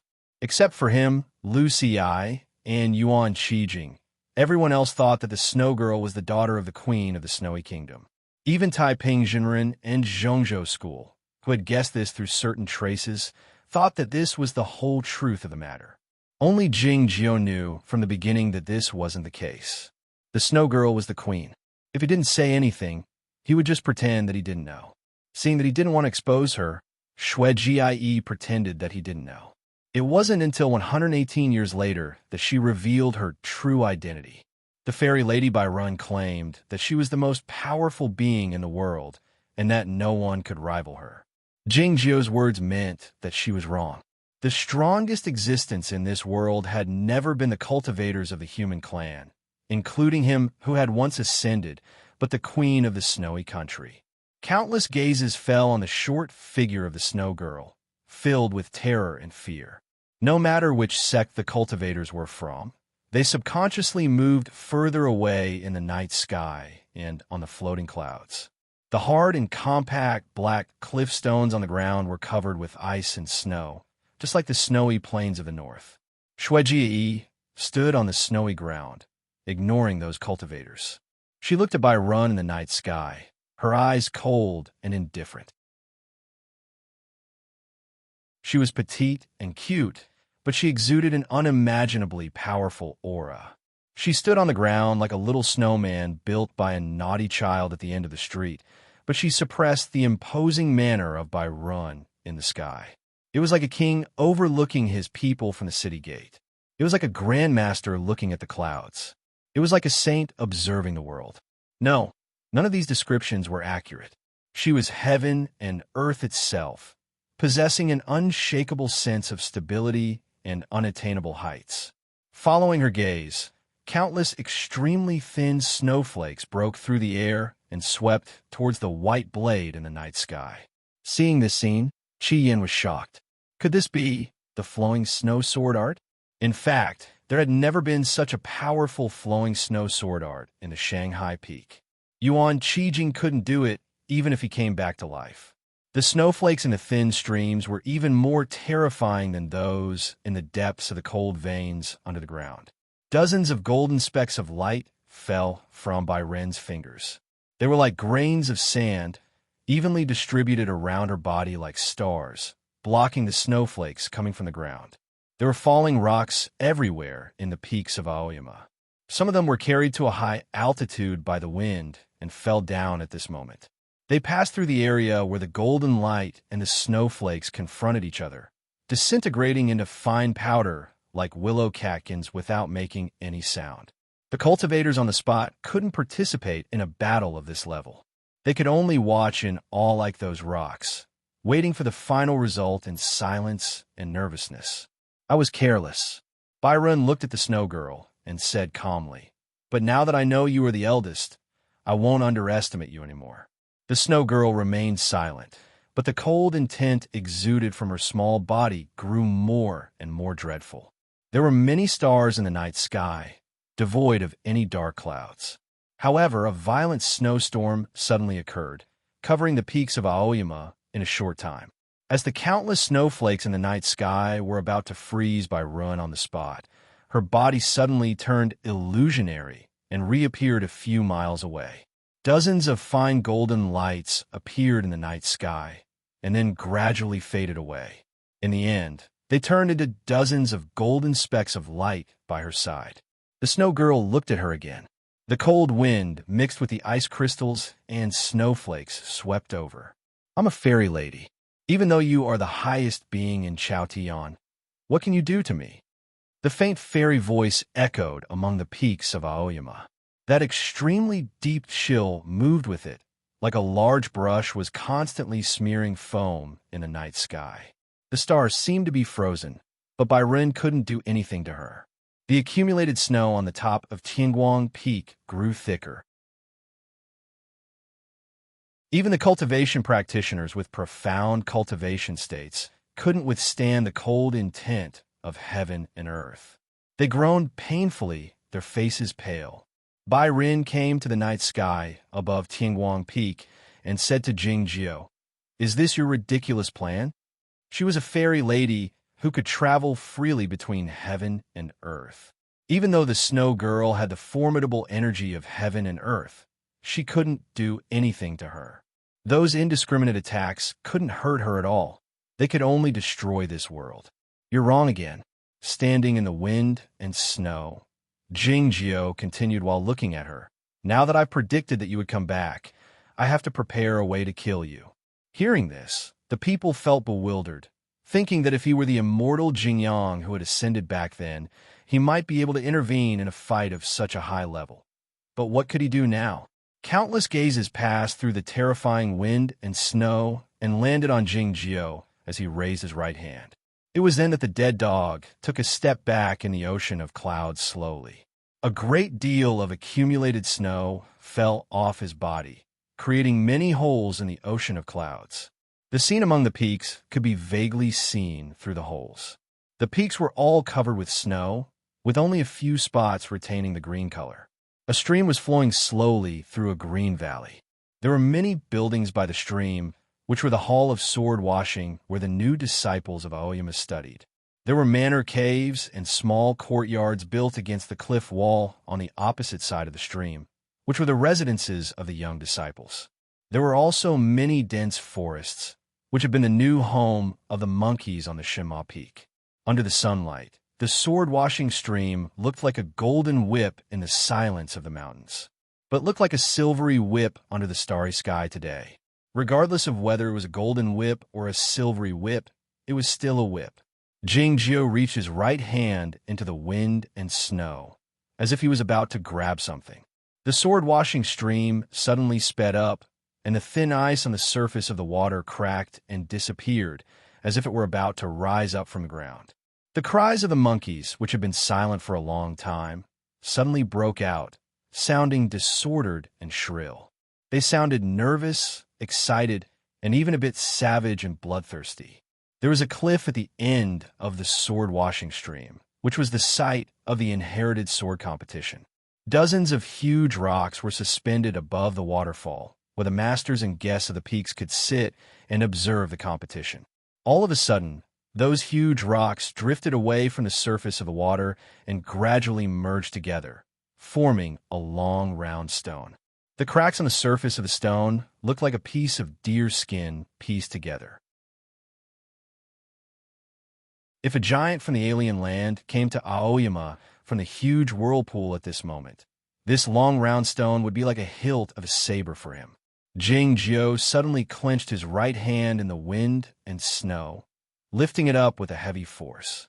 The sword-washing stream left the valley along with a loud boom. The meandering stream turned into a transparent stream, drifting toward the night sky. It emitted a silvery glow under the starlight, looking like a huge silvery whip lying between heaven and earth. As Jing Jiao reached out his hand toward the wind and snow, the fairy lady Byron sensed something was wrong, a surprised expression showing in her eyes. She disappeared from the night sky, breaking through the wind and snow, and arrived at a place 300 miles away in the blink of an eye. She kept moving away and arrived in Nanhezu in a few seconds. The muddy water was flowing slowly on the ground, showing a sign of freezing. The snow girl had a formidable influence on heaven and earth, and her movement was even more incredible. She was indeed a fairy lady. No matter whether it was the underworld fairy sword of Jingjiu, the dead dog stepping on the clouds, or any other flying sword, none of them could travel faster than her. She turned to look at Aoyama, thinking that the queen of the snowy kingdom was indeed troublesome. Should she give up for the night?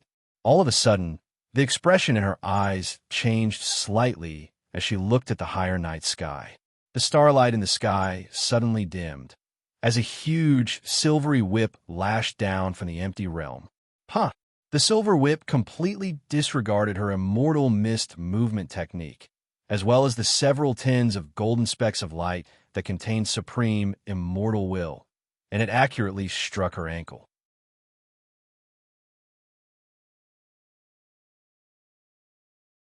Chapter 707. The sword-washing stream turned into a silver whip. It flew out from the peaks of Aoyama, through the wind and snow, shattering the starlight, breaking through the emptiness realm, falling over the muddy river thousands of miles away. The stream turned into a whip, soft and powerful, shapeless and unintentional. Byron couldn't dodge it, even though she was an immortal. The silver whip hit her ankle, coiled around her ankle 3 times, tied a dead knot, and dragged her back to the peaks of Aoyama. Her dress was slightly torn, golden light drifted down. The immortal looked a bit disheveled. She stared at Jingjiu and yelled in a deep voice, "What the hell is this?" Jingjiu said, "You left 6 fairy books for the Cloud Dream Mountain before your ascension, and so did the founding masters of the Aoyama sect when they ascended." His voice echoed in the wind and snow and among the peaks. There was an uproar, followed by a deathly silence. Yes, the sword-washing stream was the treasure that the founding masters of Aoyama had left for their disciples. If an immortal came to Aoyama to wreak havoc, this whip could be used to beat or to tie people up. The Aoyama sect is too treacherous. Byren's face was pale, her eyes showing pain, but more anger. Before her ascension, she was the immortal master of the Zhongzhou school, an ancestor of the Bai family. After her ascension, she was a real immortal. Even when she was wounded in the battle with the Snow Girl, she didn't look as disheveled as she did now. An unimaginable pressure emanated from her body, and with a seemingly solid golden light, it descended upon the mountain peaks. Her clothes fluttered even though there was no wind. The silver whip was stretched taut in the night wind, as if it would break at any moment, but it didn't. Ice crystals and snowflakes fell on the silver whip, turning it white. "You want to keep me here with this whip?" Byron yelled at Jingjiu. Jingjiu's hand grasped the void in the wind and snow. The whip was faintly discernible. "As I said, my goal is to kill you," he said. Byron said, "Don't you understand that immortals can't die? How did you die last time in Jiaoga City?" Jingjiu asked calmly. Byron said with an indifferent expression, "That was only a clone of mine, and the Aoyama sword formation has been destroyed by you." In the hands of Taiping Jinren and Jingjiu, the inherited heaven sword had turned into countless pieces of scrap iron. The Aoyama sword formation collapsed, although the swords were still there. But without the inherited heaven sword and the formation, what else could drive those swords? It was a power that did not belong to the human world. The current situation was extremely tense. It was as taut as the whip formed by the sword-washing stream. No one dared to make a sound. The snowy peaks were abnormally quiet. At this moment, a strange sound rang out. Ing-ing. People looked at the source of the voice and found that it was the voice of the queen of the Snowy Kingdom. They couldn't help but be surprised. This most formidable and powerful being in Chaotian behaved like a child who had just learned how to speak, or he didn't know how to speak. "Are you?" Byron said in a mocking tone while looking at the Snow Girl. "You only know how to use the magic because you don't even know how to communicate with others."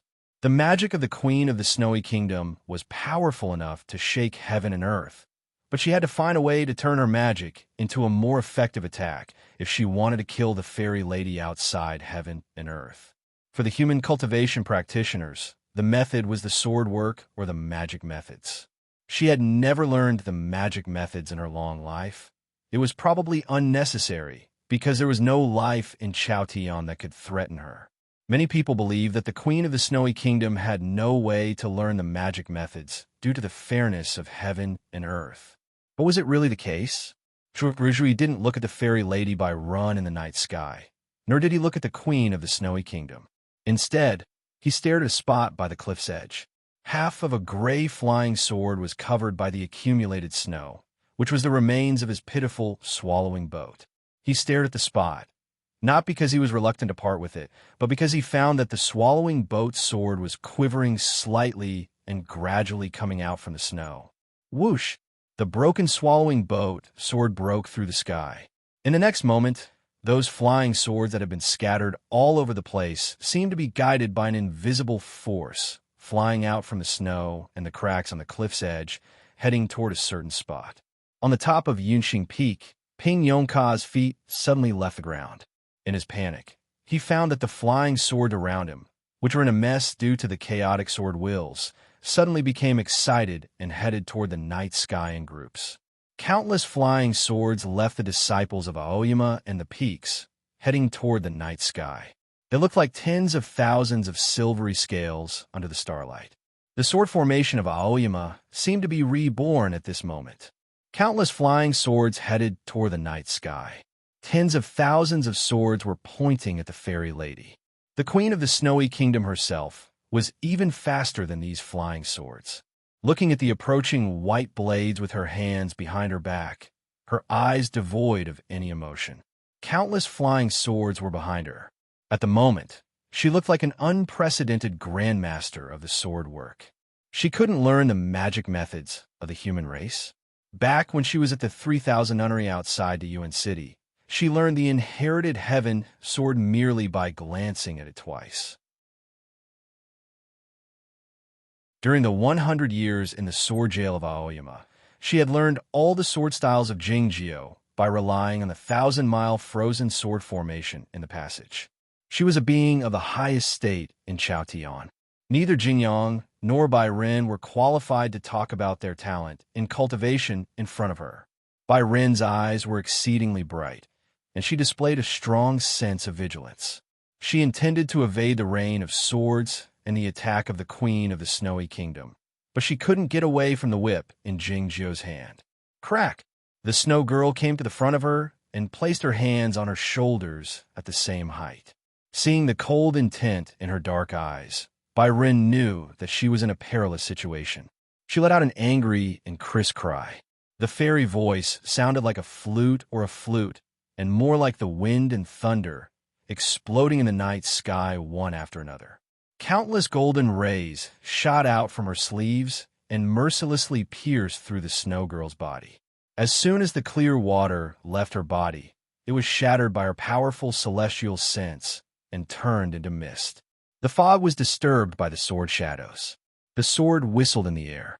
Countless Aoyama flying swords flew into the mist and pierced through Bai Ren's body. The Queen of the Snowy Kingdom looked indifferent. She loosened her hands and floated to the ground.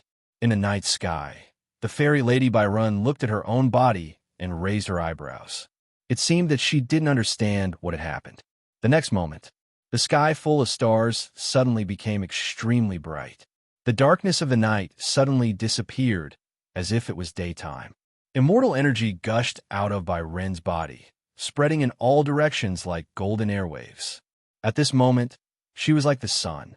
Even heaven and earth would sense the departure of a figure in the reaching heaven state, let alone an immortal. The wild wind was howling, and the fairy energy was flowing. The night became as bright as day. Everything came back to life, and the ice and snow melted. After a long while, the tremendous quaking in heaven and earth gradually calmed down. Many new grasses grew on the collapsed cliffs among the peaks of Aoyama, and mushrooms grew in the broken pine forests. The stars in the night sky were still the same, as if nothing had happened. The fairy lady was gone. The golden light spots, the pressure, and the celestial scents all disappeared in the wind, leaving nothing behind. The peaks of Aoyama were in a dead silence, like a huge graveyard with no one guarding it. People looked at the night sky blankly, with nothing left in their hearts. The wind and snow rose again. The snow girl fell from the night sky and landed on the sea of clouds that had gathered together again. The coldness she emitted instantly solidified the clouds under her feet, forming countless ice crystals. The fairy energy left countless tiny holes on her body, which kept dripping water. Her injuries looked severe, but the look in her eyes was extremely cold and proud. She felt proud to have killed a fairy lady with her own hands. It was then that an eerie scene took place. A beetle suddenly appeared on the snow girl's face, and then it crawled slowly from left to right. Only the people on the Shima Peak and Rujui knew that the name of this beetle was Cold Cicada. As Cold Cicada crawled, a bloody line appeared on the snow girl's face. The bloody line split open slowly. It looked like a grin. A voice drifted out from the bloody line. The voice was tender, like that of a little girl, but was cold and powerful like that highest icy peak.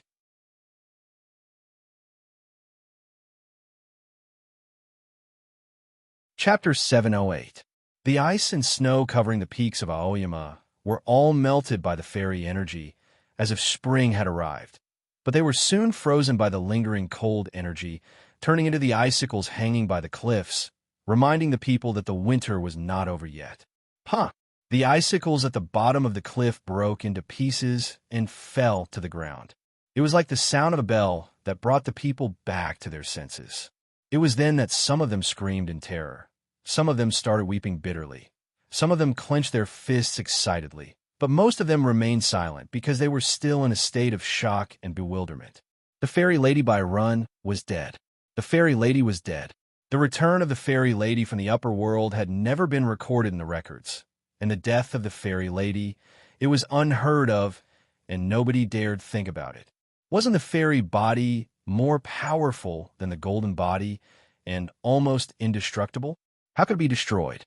How could the fairy lady be killed? In the next moment, the people saw the eerie scene of Cold Cicada crawling on the snow girl's face, feeling a chill both physically and mentally. Cold Cicada crawled to the top of the snow girl's head and made an ornament in silence. Ada poked his head out of the dead dog's hair gingerly. Seeing the scene, he couldn't help but feel jealous and fearful. His gaze was the same as everyone else's. Only a few gazes were fixed on Jingjio's right hand instead of the snow girl. Like the dead dog, the immortal Tan, and the sect master Shui Yununari. Jingjio was still holding the sword-washing stream, with no intention of putting it down. Then his meaning was very clear. The fairy lady by Run was trapped by the silvery whip transformed from the sword-washing stream, so she couldn't evade the violent strike of the snow girl and the sword formation of Aoyama, and she was killed. The situation had been reversed abruptly. The elders and disciples on the cloud boats of Zhongzhou School were stunned speechless. Some of them even passed out. What was going to happen next? Would the Aoyama sect launch a counterattack against Zhongzhou School? No, they had a more important matter to deal with before that. If that matter was not dealt with properly, both the Zhongzhou School and the Aoyama sect would become two names that only existed in history. To the human race, the Queen of the Snowy Kingdom was much more terrifying than Taiping Jinren. Taiping Jinren wanted to destroy the world, but his plan had never succeeded. On the other hand, the beast tide in the northern snowfield was a disaster that the human race had suffered many times. The sword jail of Aoyama no longer existed. Even if it still existed, could the Aoyama sect continue to imprison her in the sword jail? Not to forget, she was not as weak as she was before. What was more terrifying was that she had learned the Aoyama sect's sword technique and could even control the Aoyama sword array. What kind of disaster would such an even more terrifying queen of the Snowy Kingdom bring to the human clan? People could only hope that Jingjio had some way to control the snow girl. But he still did not let go of the stream of sword washing, which showed that he was very vigilant at this time, which meant that he did not have any good ideas. The snowstorm intensified, and the weather became colder. The atmosphere in the peaks of Aoyama gradually turned from confusion to tension. Countless gazes were gazing back and forth above the ocean of clouds, looking at the snow girl and the mountain-like dead dog, full of worry. Jing Jiao suddenly flew up from the dead dog and landed in front of the snow girl. Seeing this, the crowd couldn't help but inhale a mouthful of cold air, thinking that even though he was the reincarnation of the immortal Jingyang, staying so close to that person was no different from courting death. "Why aren't you leaving yet?" Jingzhou demanded while looking at her. His tone sounded like he was bidding farewell to a customer who had a good appetite. The snow girl didn't make a sound while staring into his eyes.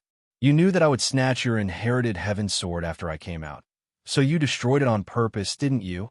I, of course, don't want the inherited heaven sword to exist, but it's hard to destroy it by myself. And the worst outcome would be for the inherited heaven sword to fall into your hands. I have to destroy it if I want to let you out. You can go out with me and kill many enemies." "What's wrong with that?"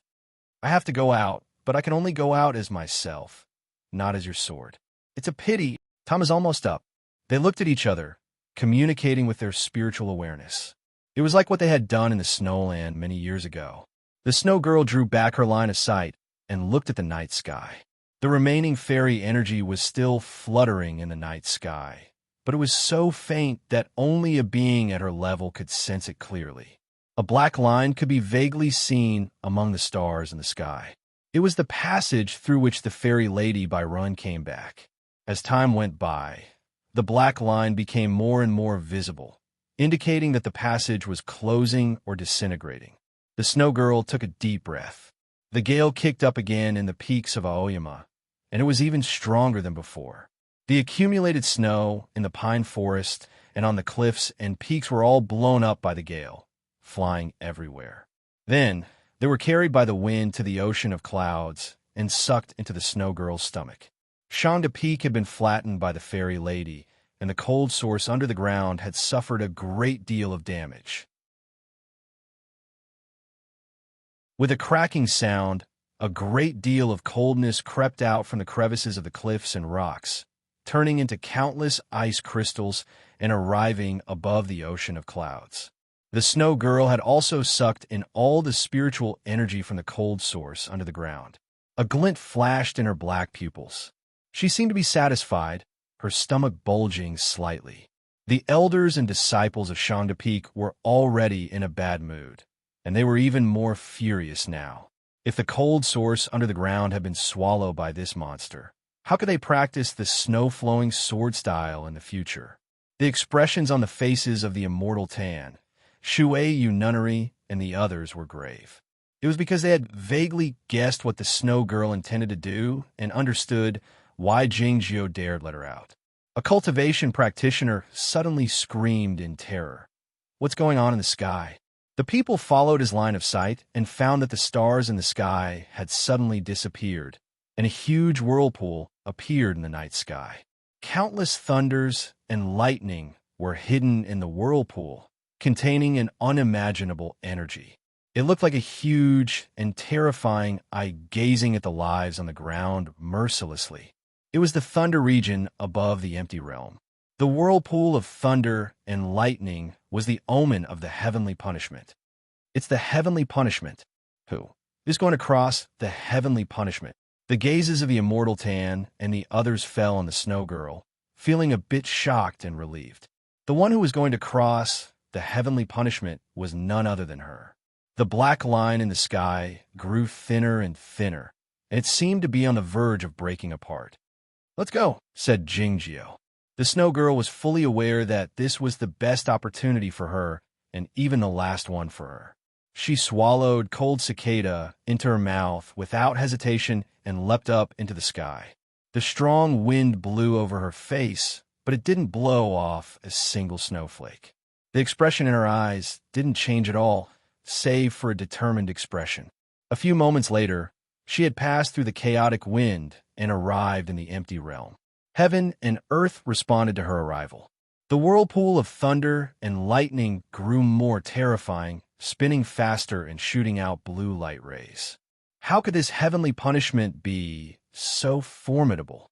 Countless surprise screams broke out among the peaks of Aoyama. Many people present had witnessed the heavenly punishment of the immortal Jingyang when he ascended, and some of them had seen the heavenly punishment of the Zhongzhou school by the West Ocean with the fairy puppet. In comparison to the heavenly punishment tonight, those two heavenly punishments were much milder.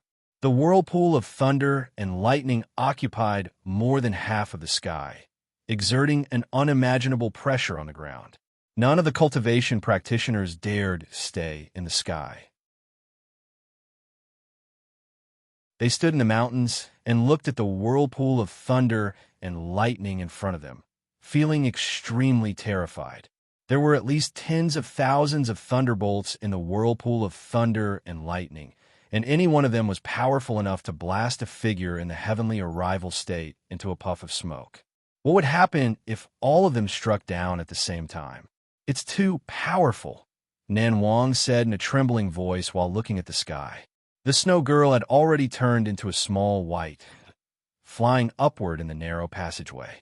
The cultivators who saw this scene all had the same feeling as her. Zhao Lei's eyes were full of yearning. What the human swordsman felt sentimental about was not the heavenly punishment, but the snow girl's cultivation state and state. The higher the ascendant's cultivation state was, the more powerful the heavenly punishment would be. According to the records of the cultivation circle, none of the heavenly punishments were as dreadful as the one tonight. This meant that the snow girl's cultivation state was superior to all the ascendants in the history of the human race. Would she be able to withstand this heavenly punishment? The crowd looked at the dreadful scene in the sky with all kinds of emotions and expectations. The sky suddenly turned white. Hundreds of thunderbolts struck down from the whirlpool of thunder and lightning at the same time. It looked like a huge mountain made of bright light, pressing down on the snow girl from the ground. The lake water on the top of Bihu Peak was shaking violently. The Taoist hall opened automatically. An immature thunder soul wood was enshrined in it, instantly turning a perfect burnt color. The hundreds of thunderbolts disappeared in midair. Only some of them fell to the ground, but they had such a great impact. What about the snow girl, who was in the middle of the thunderstorm? The dazzling lightning disappeared. The booming sound reached the ground, but couldn't drown out the exclamations. The snow girl was still in the sky. She was flying to a higher place. Those dreadful thunderstorms seemed to have avoided that passageway. The thunderstorms kept falling. The wind and snow had turned into a heavy rain. The crowd stood in the storm, looking up at the sky and watching the snow girl fly higher and higher. The black line was getting thinner and thinner, and it was about to break. At the last moment, a dreadful electric discharge suddenly appeared in the thunder region. Thousands of thunderbolts were weaving densely in the sky, making sizzling sounds and giving off dazzling light. They looked like huge snowflakes illuminated by the sunlight. The black line broke abruptly like a cotton thread, falling apart in the lightning and turning into ashes. The passageway was cut off. I'll never come back. Ha ha ha. The snow girl's voice suddenly came from the sky. Her voice was getting farther and farther away. But everyone could clearly sense the happiness in her voice. It was freedom. It was freedom.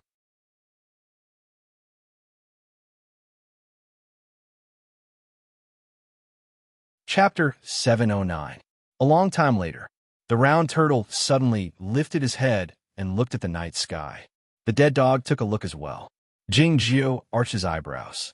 They heard a faint. It seemed that the snow girl had encountered something. The black line in the sky had been cut off, and the dreadful storm in the thunder region had gradually dispersed without a target. The world seemed to have returned to its normal state.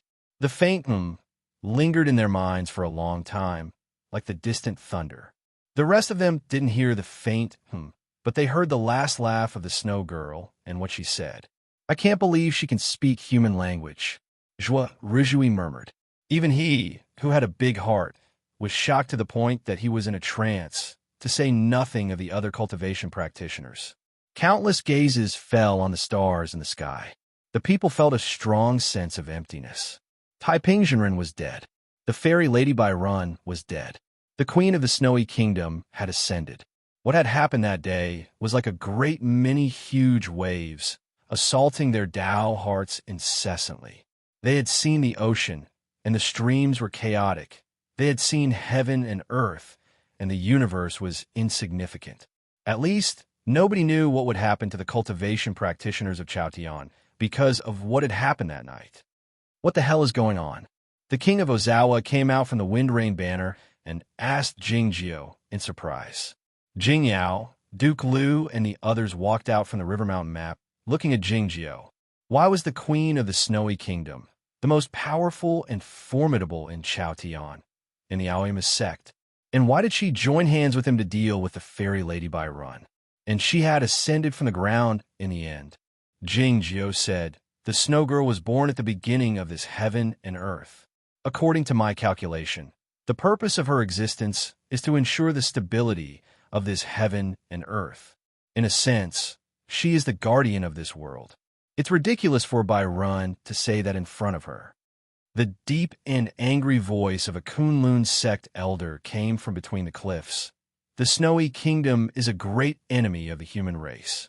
In the past tens of thousands of years, who knows how many strong cultivators of the human race have died in the hands of the queen of the Snowy Kingdom? Who knows how many innocent people have died in the beast tide over the years? Jinren actually said that she is the guardian of this world. How ridiculous! She's the protector of this world, not the protector of the human race, Jingjiu said.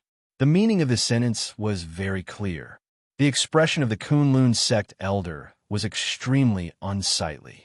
Everyone on the peak was silent. The spirit of this world is naturally unable to leave this world, even if she has long reached the realm of the hidden heaven realm, and she really wants to go out, just like all living beings. Jingjiu continued, "I don't know when she thought of a way. That is to create another world to protect this world, so that she can find a chance to leave. Was it when you and Bai Zhao were trapped in the snowland at the plum meeting?" The bewildered voice of Shui Yu nunnery broke out in the small green curtained sedan. Jingjiu said, "That's right. Nobody knows if the queen of the Snowy Kingdom has used this method before, but I'm sure about this one." The immortal Tan said with an expressionless and solemn expression, "She was expelled from the snowland. Does it mean that the one in the snowland is more powerful?" Jingjiu said, "She was in her weakest state at the time because she gave birth. Of course, she might have pretended to be weak on purpose in order to leave the snowland in order to conceal the heavenly secret." Zhao Lei shot him a glance. Jingjiu understood what she meant, saying, "I won't go to the snowland." Even though the current queen of the Snowy Kingdom was not as powerful as the Snow Girl, he still wouldn't take the risk. And it was meaningless. It was the same as when Lien Sanyue invited him to the snowland. No matter whether she pretended to be weak on purpose or she was truly weak, the Snow Girl left the snowland and was brought to Aoyama by me until today. Jingjiu had finished telling the story he was willing to tell. "But how did you persuade her to work for you?" asked the immortal Tan Shui Yu nunnery. This was what everybody present couldn't figure out. Why did the queen of the Snowy Kingdom want to help Aoyama deal with the fairy lady? Even though she was a being of the highest state in Chaotian, it was still a risky move. "I promised her to create an opportunity for her to ascend." After a moment of silence, Jingjiu continued, "Her state is too high, and the heavenly punishment is too powerful. It's hard for her to leave without any other way." Many people recalled the scene from before and shuddered again. It was the whirlpool of thunder and lightning that occupied more than half of the sky. It was the heavenly punishment pressing down on the ground. It was the most powerful heavenly punishment that had ever occurred in Chaotian. If the Snow Girl were to resist the heavenly punishment, who could predict the final outcome? It was obviously easier for her to travel to the outside world through that passage. It was the passage through which the fairy lady Bai Shang had arrived. The people had figured out everything. Looking at Jingjiu above the ocean of clouds, their eyes were full of awe and respect. It turned out that he had already predicted everything that would happen that day in advance. The starlight shone on the ocean of clouds, which looked like the snowland. It shone on the peaks, which looked like the burial mounds in the snow. It shone on the patch of fog, which looked like a cocoon made of natural silk. It was the most important day in Chaotian in the last 1,000 years. It was more important than the destruction of the bloody demon church. It was more important than the Meihui. It was more important than the king of the underworld being locked in the fiend prison. It was more important than Taiping Zhenren staying behind closed doors. It was more important than the ascension of the immortal Jingyang. However, Bai Zhenren had been standing quietly in the patch of cloud and fog from beginning to end, saying little. She didn't have any reaction to the death of Taiping Zhenren, the disintegration of the sword formation of Aoyama, the cloud boats of the center sect breaking through the clouds and encircling the peaks, and even when the fairy lady Bai Run was killed by the snow girl. It seemed that the scheme of the Zhongzhou school had nothing to do with her. You did a good job this time. You didn't let Bai Ren come back until my big brother was dead and the sword formation was destroyed. Looking at the figure in the cloud and fog, Jing Jiao went on, but it's meaningless. You killed Taiping and destroyed the inherited heaven sword to eliminate all future threats. You used the queen of the snowy kingdom to kill the fairy lady of my family, and you even calculated the time precisely, forcing her to ascend and leave. I even think that the disintegration of the sword formation of Aoyama and the Hermit Peaks is what you want to see. What are you going to do next? Why by my Zhongzhou school? Bai Zhenren's voice drifted out from the cloud and fog. It was devoid of any emotion, like sadness or anger. It was extremely desolate. Strangely enough, many people sensed a hint of mockery in her voice, as if she despised Jing Jiao. Today, Aoyama had experienced the turmoil of Taiping Zhenren first, and then suffered the attack of the fairy lady. Most of the swordsmen, including Guangyuan Zhenren and Nan Wang, were severely wounded and unable to fight anymore. Yet, Aoyama still had the dead dog, Jing Jiao, and the 3 hermit elders from the Hermit Peaks. Even though the immortals Tan and Bai had a very high cultivation state, and there were many swordsmen on the cloud boat of the Zhongzhou school, they were not qualified to despise each other. I'm not a greedy person, and I've never thought of wiping out the Cloud Dream Mountain from this world. Jing Jiao continued, places like our 2 sects will always have some backup plans, like the sword-washing stream, the fairy book, the Hermit Peaks, and the Back Valley. It's very troublesome. Those hermit elders hiding in the Hermit Peaks of Aoyama and the Back Valley of the Cloud Dream Mountain wanted to ascend and break through the cultivation state to get rid of the sufferings of life and death, so they didn't want to pay any attention to the important matters. But if the Aoyama sect and the Zhongzhou school were to be wiped out, they had no choice but to get involved. Jing Jiao disliked troublesome people the most, so he didn't want to attack the Cloud Dream Mountain and wipe out the Zhongzhou school. What are you going to do next? Asked Bai Zhenren in the cloud and fog. I'm going to keep you here, said Jing Jiao. No sooner had he finished speaking than the whip in his hand lashed down toward the starry sky. The clear stream reflected the starlight, reflecting countless shocked faces. Nobody had expected Jing Jiao to launch an attack on the Zhongzhou school without any warning. The fairy lady Bai Run couldn't evade the silvery whip even though she had flown 1,000 miles away, to say nothing of the cloud and fog. The silvery whip landed on the cloud and fog and circled around it a few times at a high speed, like tying up a rice dumpling.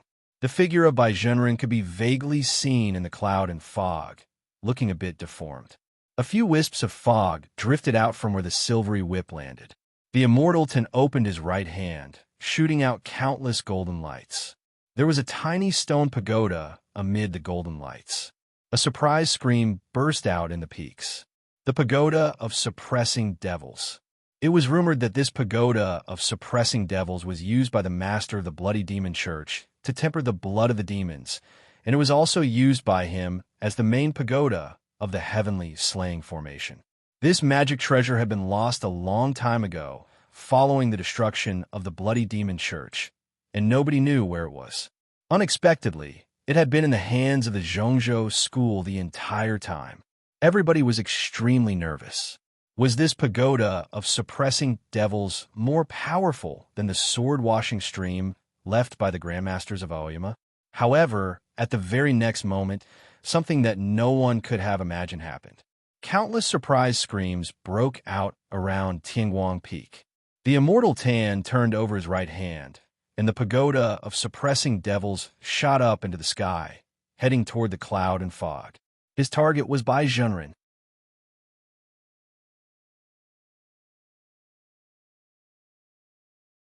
Chapter 710.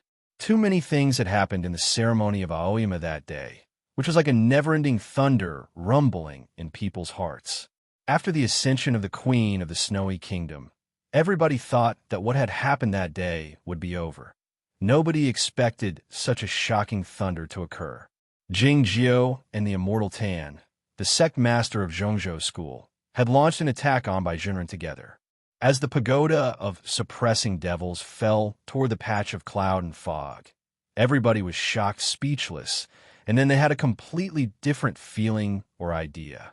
Guang Yuan Zhenren, Nan Wang, Master Shui Yu Nunnery in the small green curtain sedan, and the elders in Ozawa all recalled many rumors about Cloud Dream Mountain, such as the Bai family and the son-in-law who married into the family. Zhuo Ruzhui thought that he had killed his wife to prove his Tao. Gu Qing thought that he couldn't bear it, and Lu Shui thought that he couldn't bear it. Yuan Chu widened his eyes, wondering if the fairy lady Bai Run was not dead yet, and that a fairy awareness was still hidden in the patch of cloud and fog. Only an honest person like Mo Chi thought that the immortal Tan intended to use the pagoda of suppressing devils to break Jing Jiao's whip. The silvery whip was extremely peculiar, but it was not a devil, but a stream. If the immortal Tan intended to save her, he should have used other magic treasures instead of the scenic cloud bell. The sword-washing stream was flowing on the surface of the cloud and fog, emitting a silvery glow, exuding a feeble but unbreakable energy. The cloud and fog didn't disperse, and the figure inside didn't make any move. Bai Zhenren must have realized that this was a method of the Aoyama sect to deal with the fairy lady. No matter how high her cultivation state was, she couldn't escape from it. The pagoda of suppressing devils arrived above the cloud and fog, emitting countless golden glows, which were extremely hot. The cloud and fog had gradually melted and eroded like the ice and snow under the sun, and the figure inside had gradually become visible. The most shocked and terrified were the cultivators of Zhongzhou School in the cloud ships in the sky. As soon as the fairy lady Bai Run died, the immortal sect leader suddenly joined hands with Aoyama to kill Bai Zhenren. What was going on? Was this all an illusion? Could it be that this starry sky was fake? Could it be that the world had turned upside down? Ren Qianzhu stood at the forefront of the cloud ship and looked at the scene in the sky. His face was slightly pale, and the emotions in his eyes were unusually complicated. Suddenly, he felt a fluctuation of aura coming from behind him. He quickly turned around, and the magic treasure had already left his sleeve. "Junior brother Lu, are you trying to sneak attack me?" He stared at a green-robed middle-aged man and said in a deep voice. The green-robed middle-aged man sneered. "Who knows what you will do next?" This elder of Zhongzhou School with the surname Lu was a great expert in the later stage of the deification realm. Unlike Ren Qianzhu, he was a direct descendant of a sect leader. Similar scenes could be seen everywhere in the cloud boats of Zhongzhou School. The immortal sect leader suddenly attacked Bai Zhenren. The students of Zhongzhou School were divided into two groups, and the situation was extremely tense. The magic treasures in the sky might be flying everywhere in the next moment. Ren Qianzhu suddenly heard a familiar voice. His expression grew serious, and he retrieved his magic treasure and turned to look at the patch of cloud and fog in the sky. Few people in the world had seen the appearance of Bai Zhenren. Even if they had seen it, who knew if it was real or not? What people saw was always the patch of cloud and fog. The patch of cloud and fog didn't disperse even during the Battle of Zhaoga City. Anyone could imagine that this seemingly weak patch of cloud and fog must be the most important magic method of Baizhenren, and it was extremely difficult to break through. Until today, this patch of cloud and fog had finally been restrained in the starry sky by the silver whip of the Aoyama sect, and then gradually melted under the golden light of the pagoda of suppressing devils.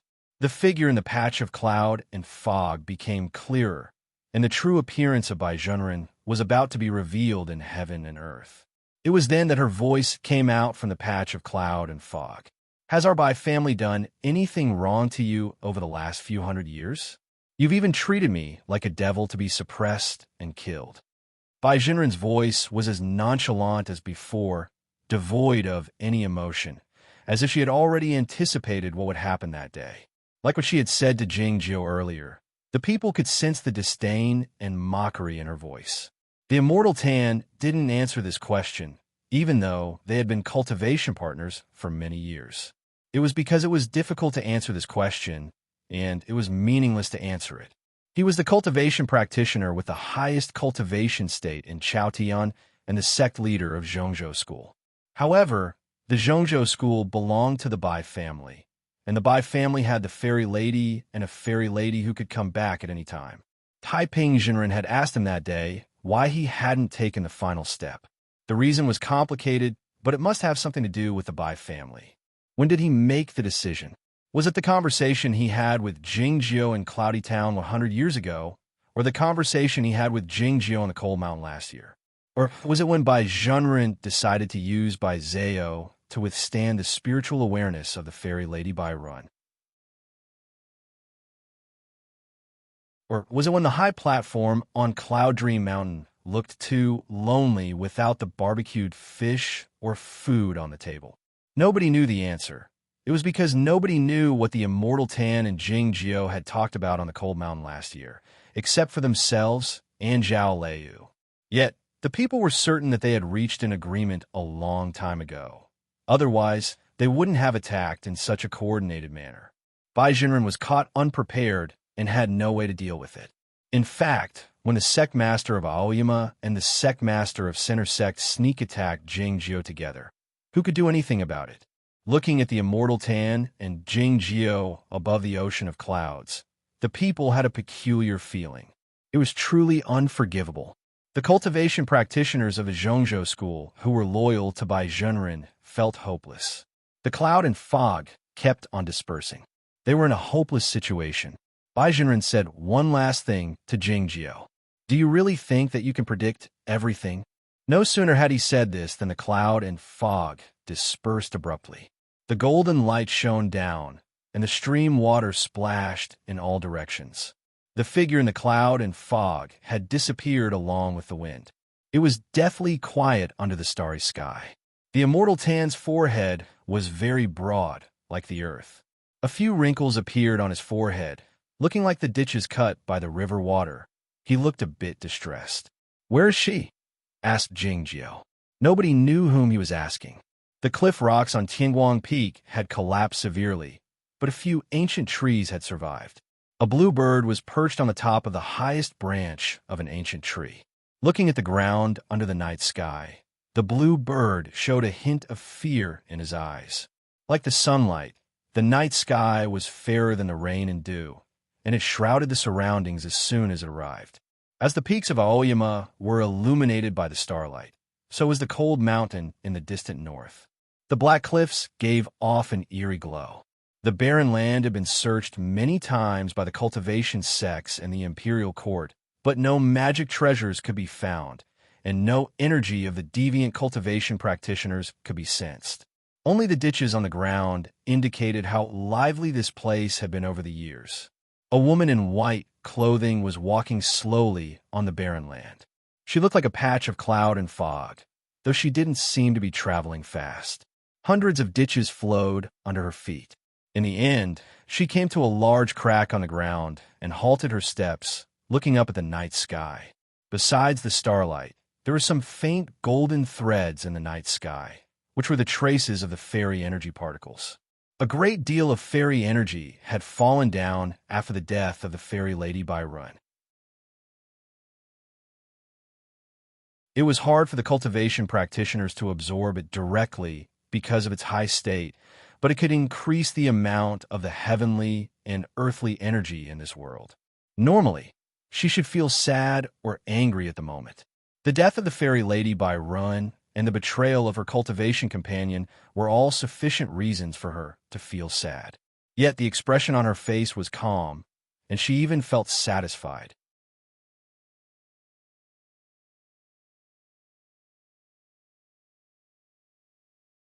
Chapter 711. The path to heaven has been delayed. Currently in the middle of typing. Please wait a moment.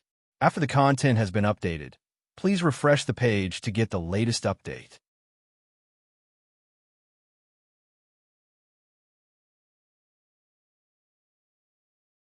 Chapter 712. There were countless swordsmen in the cultivation world in Chaotian, but only a few people were close to the sky. They were Taiping and Jingyang, Lu Xi and Chao Yuan, Nan Chu and Jian Shilai, and the cultivation couple of Zhongzhou School. Among these people, Bai Zhenren was the most interesting one. It was because she was the least interesting one. Nobody had seen her true appearance after being shrouded in the clouds and fog for hundreds of years. But it was strange that she didn't give off any sense of mystery. Everybody knew what she intended to do, which was to compete with Aoyama. However, no matter how hard she tried, the Zhongzhou School couldn't surpass the Aoyama sect over the years when she was in charge of the Cloud Dream Mountain, especially in the last 100 years. The school had been manipulated by those two brothers and had suffered many setbacks.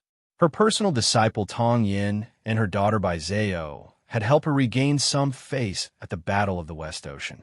However, Tong Yin had betrayed her, and Bai Zhao had been sent to the abyss of deep sleep by her. Coincidentally, her name was Bai Yuan.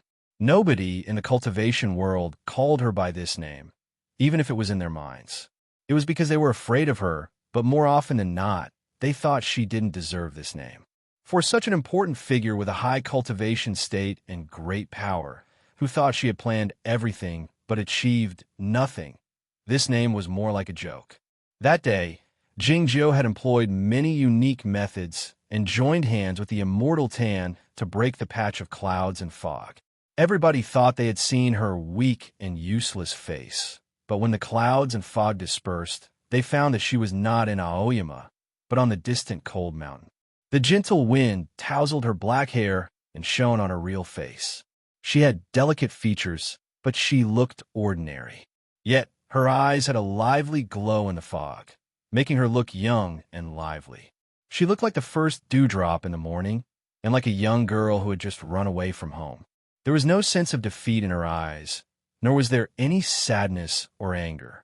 There was only calmness, satisfaction, and a faint joy. The death of the fairy lady by Run and the betrayal of the immortal Tan didn't leave any trace. As if the former was not her biological grandmother and the ocean-stabilizing godly pillar of Zhongzhou School, and the latter was not her partner of hundreds of years, but rather strangers. She withdrew her gaze from the starry sky and looked at the crack in front of her. She sighed and said, "If you, Lu Xi, were still alive, today would be so interesting." This hundreds of miles long, bottomless crack was created by Lu Xi with the all-in-one sword over 100 years ago. If Lu Xi were still alive, how would he choose when Jing Jiu and Taiping Zhenren fought for the inherited heaven sword today? This was indeed an interesting hypothesis. The immortal Bai leapt down the cliff. The strong wind made the mud and rocks on the cliff walls rustle down, and countless underground fires sputtered out, but none of them could stain her dress. Neither the hard rocks nor the high-temperature lava could stop her. They all parted when she encountered the wind. She kept descending to the bottom of the cave. After passing through many rock layers, she had finally reached the deepest part of the cave. The starlight had disappeared a long time ago, but the surroundings were not dark, but rather red and warm. It was the reflection of the lava in the sky above the huge cave. A dark red river of lava was flowing slowly toward the distance. Once in a while, the rocks would fall down from the sky above the cave, creating a bright flame. Bai Zhenren's body suddenly turned illusionary as she followed the river of lava. A few moments later, she arrived at the end of the river. The river of lava collided with a huge, transparent wall, giving off a deep rumbling sound, and then rolled back. Drifting in the sky, she looked at the abyss and the underworld on the other side of the transparent wall. It was unclear if she had seen the terrible situation on the banks of the underworld river and the large Buddha. The hot lava rolled up and split apart with the crashing sound of the waves. The king of fire carps emerged from the lava. He was taken aback at first, but soon felt delighted. Is it the immortal? Is it you?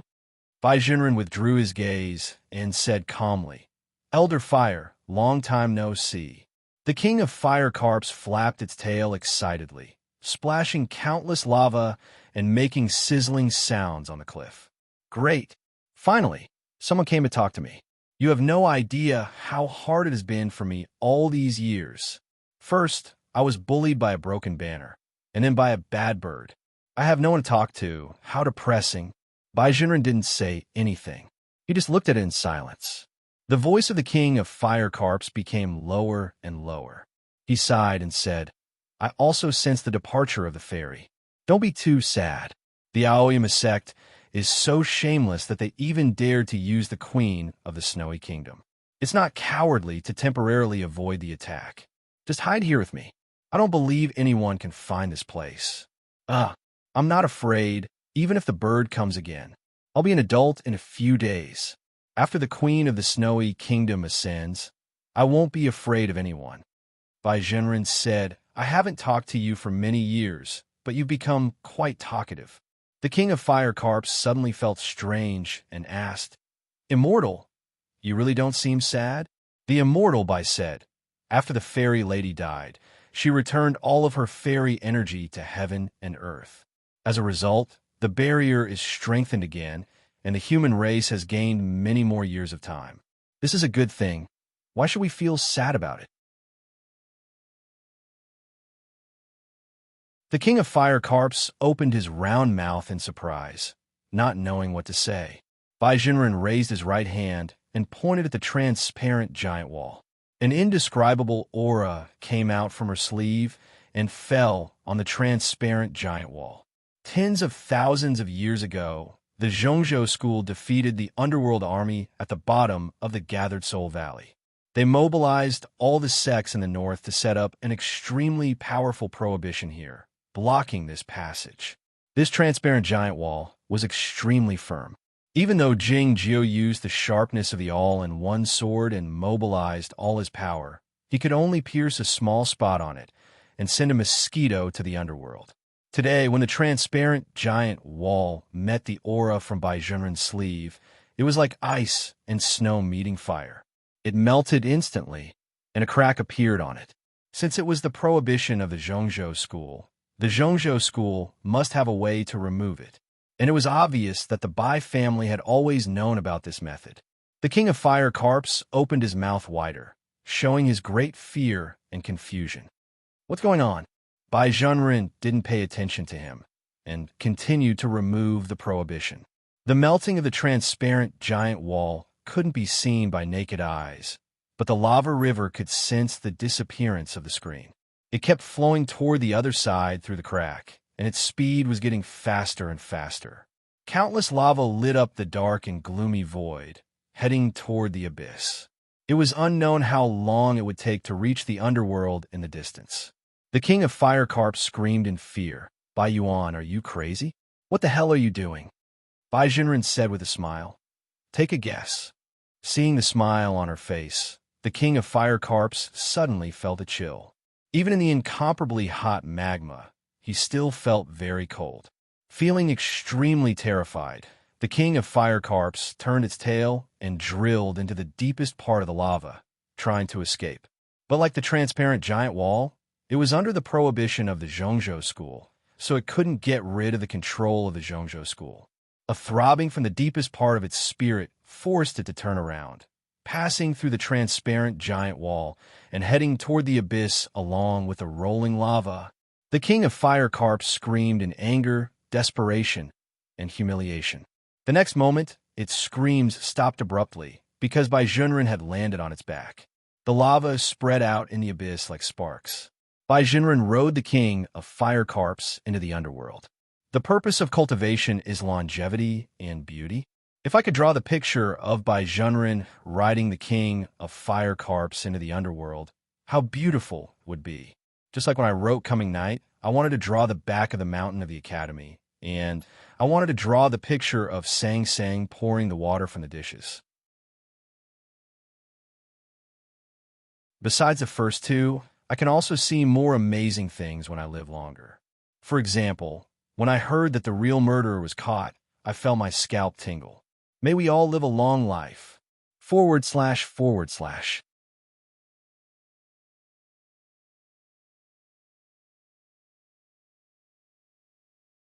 Chapter 7:13. A great amount of lava broke through the huge, transparent wall and poured down into the abyss, looking like a heavenly river made of fire falling down from the sky. Even though the Netherworld River was burning and the earth was shaking, there were still many citizens of the underworld who noticed this magnificent and beautiful scene. However, no one could see the red carp breaking out of the river of fire and escaping into the night. It was dark in the underworld, and the darkness of the night was blurred, but the flames were everywhere.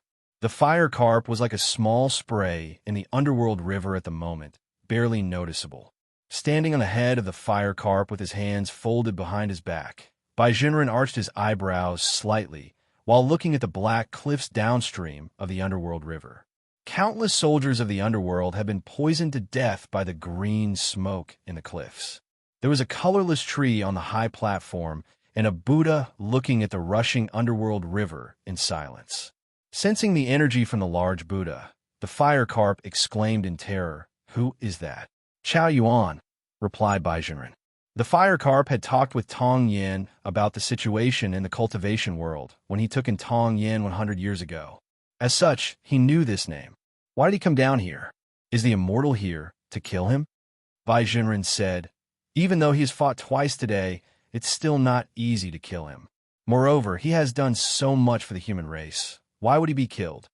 The fire carp thought that no matter how high his cultivation state was, he wouldn't dare act so arrogantly in front of the Buddha and speak in such a manner.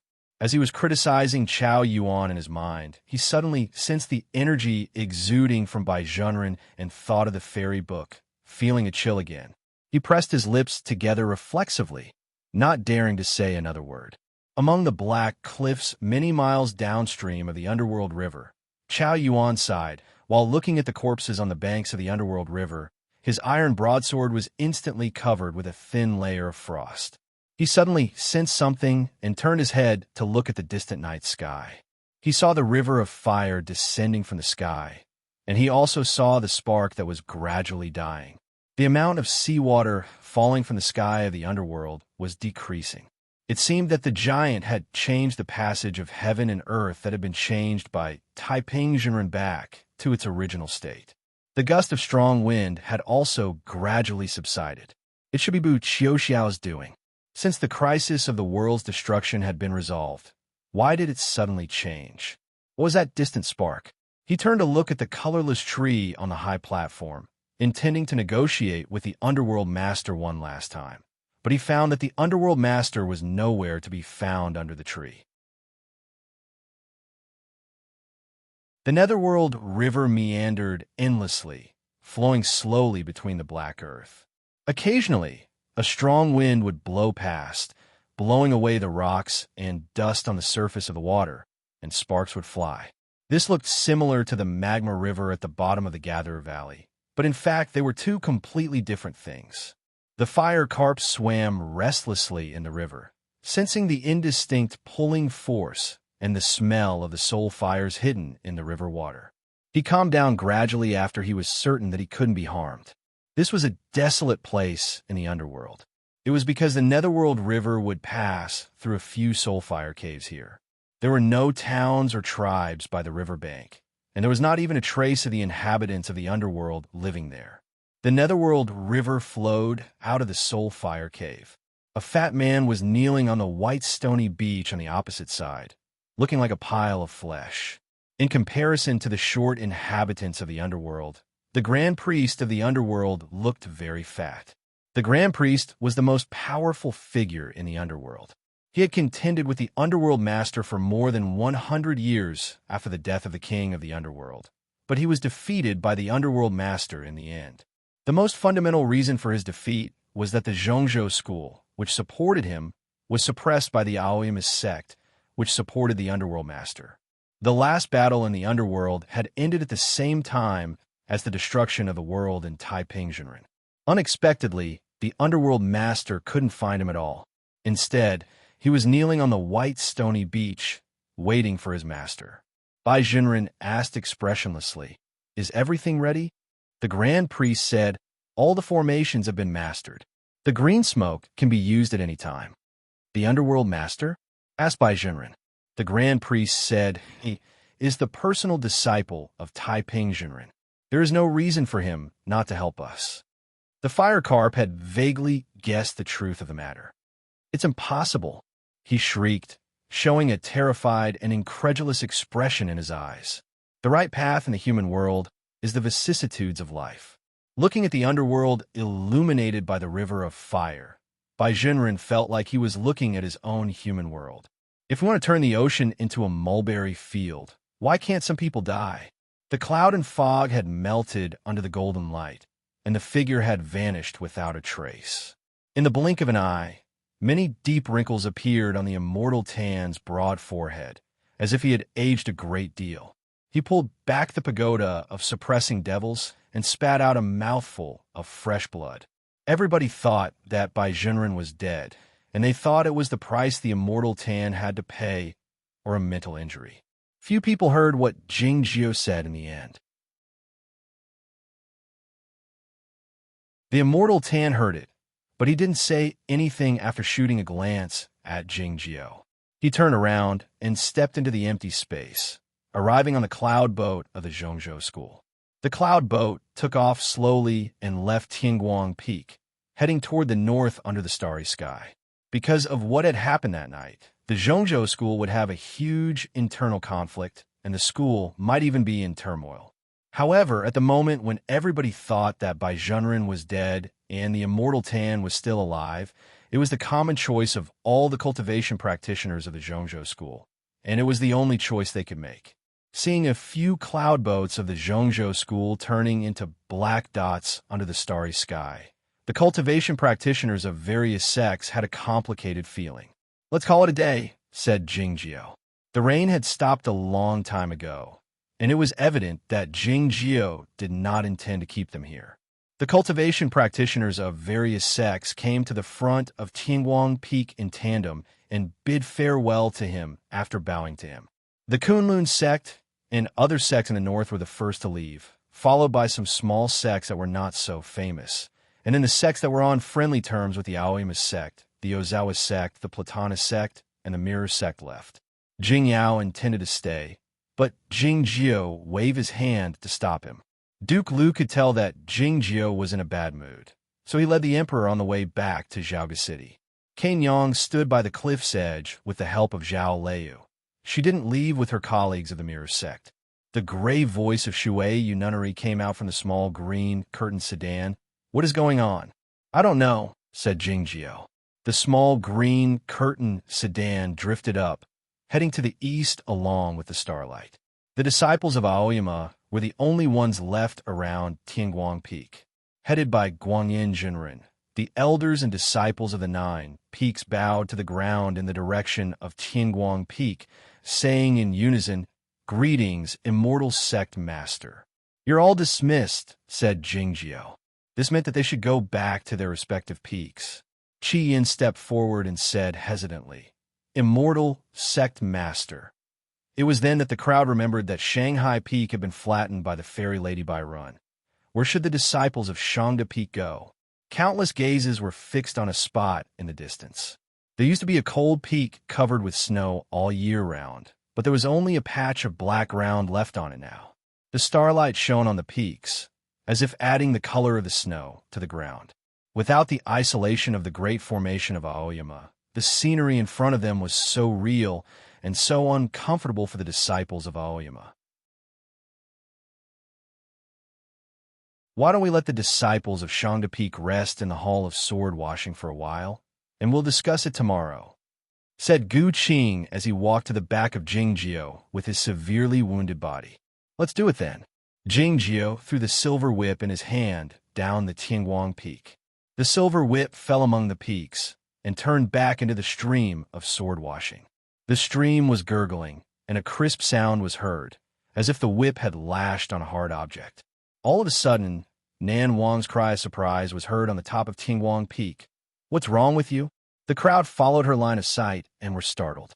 A bloody line appeared on Jingjiu's earlobe, as if it was about to break. The crisp sound of "pa" came from this spot. A drop of blood oozed out from the bloody line, like the red tears shed by a beauty before she left her parents. "I'm busy these days. I try to write every day. / that you're tuning in to the Warrior Lore YouTube channel. Don't forget to subscribe and join us on this journey to catch the most captivating stories.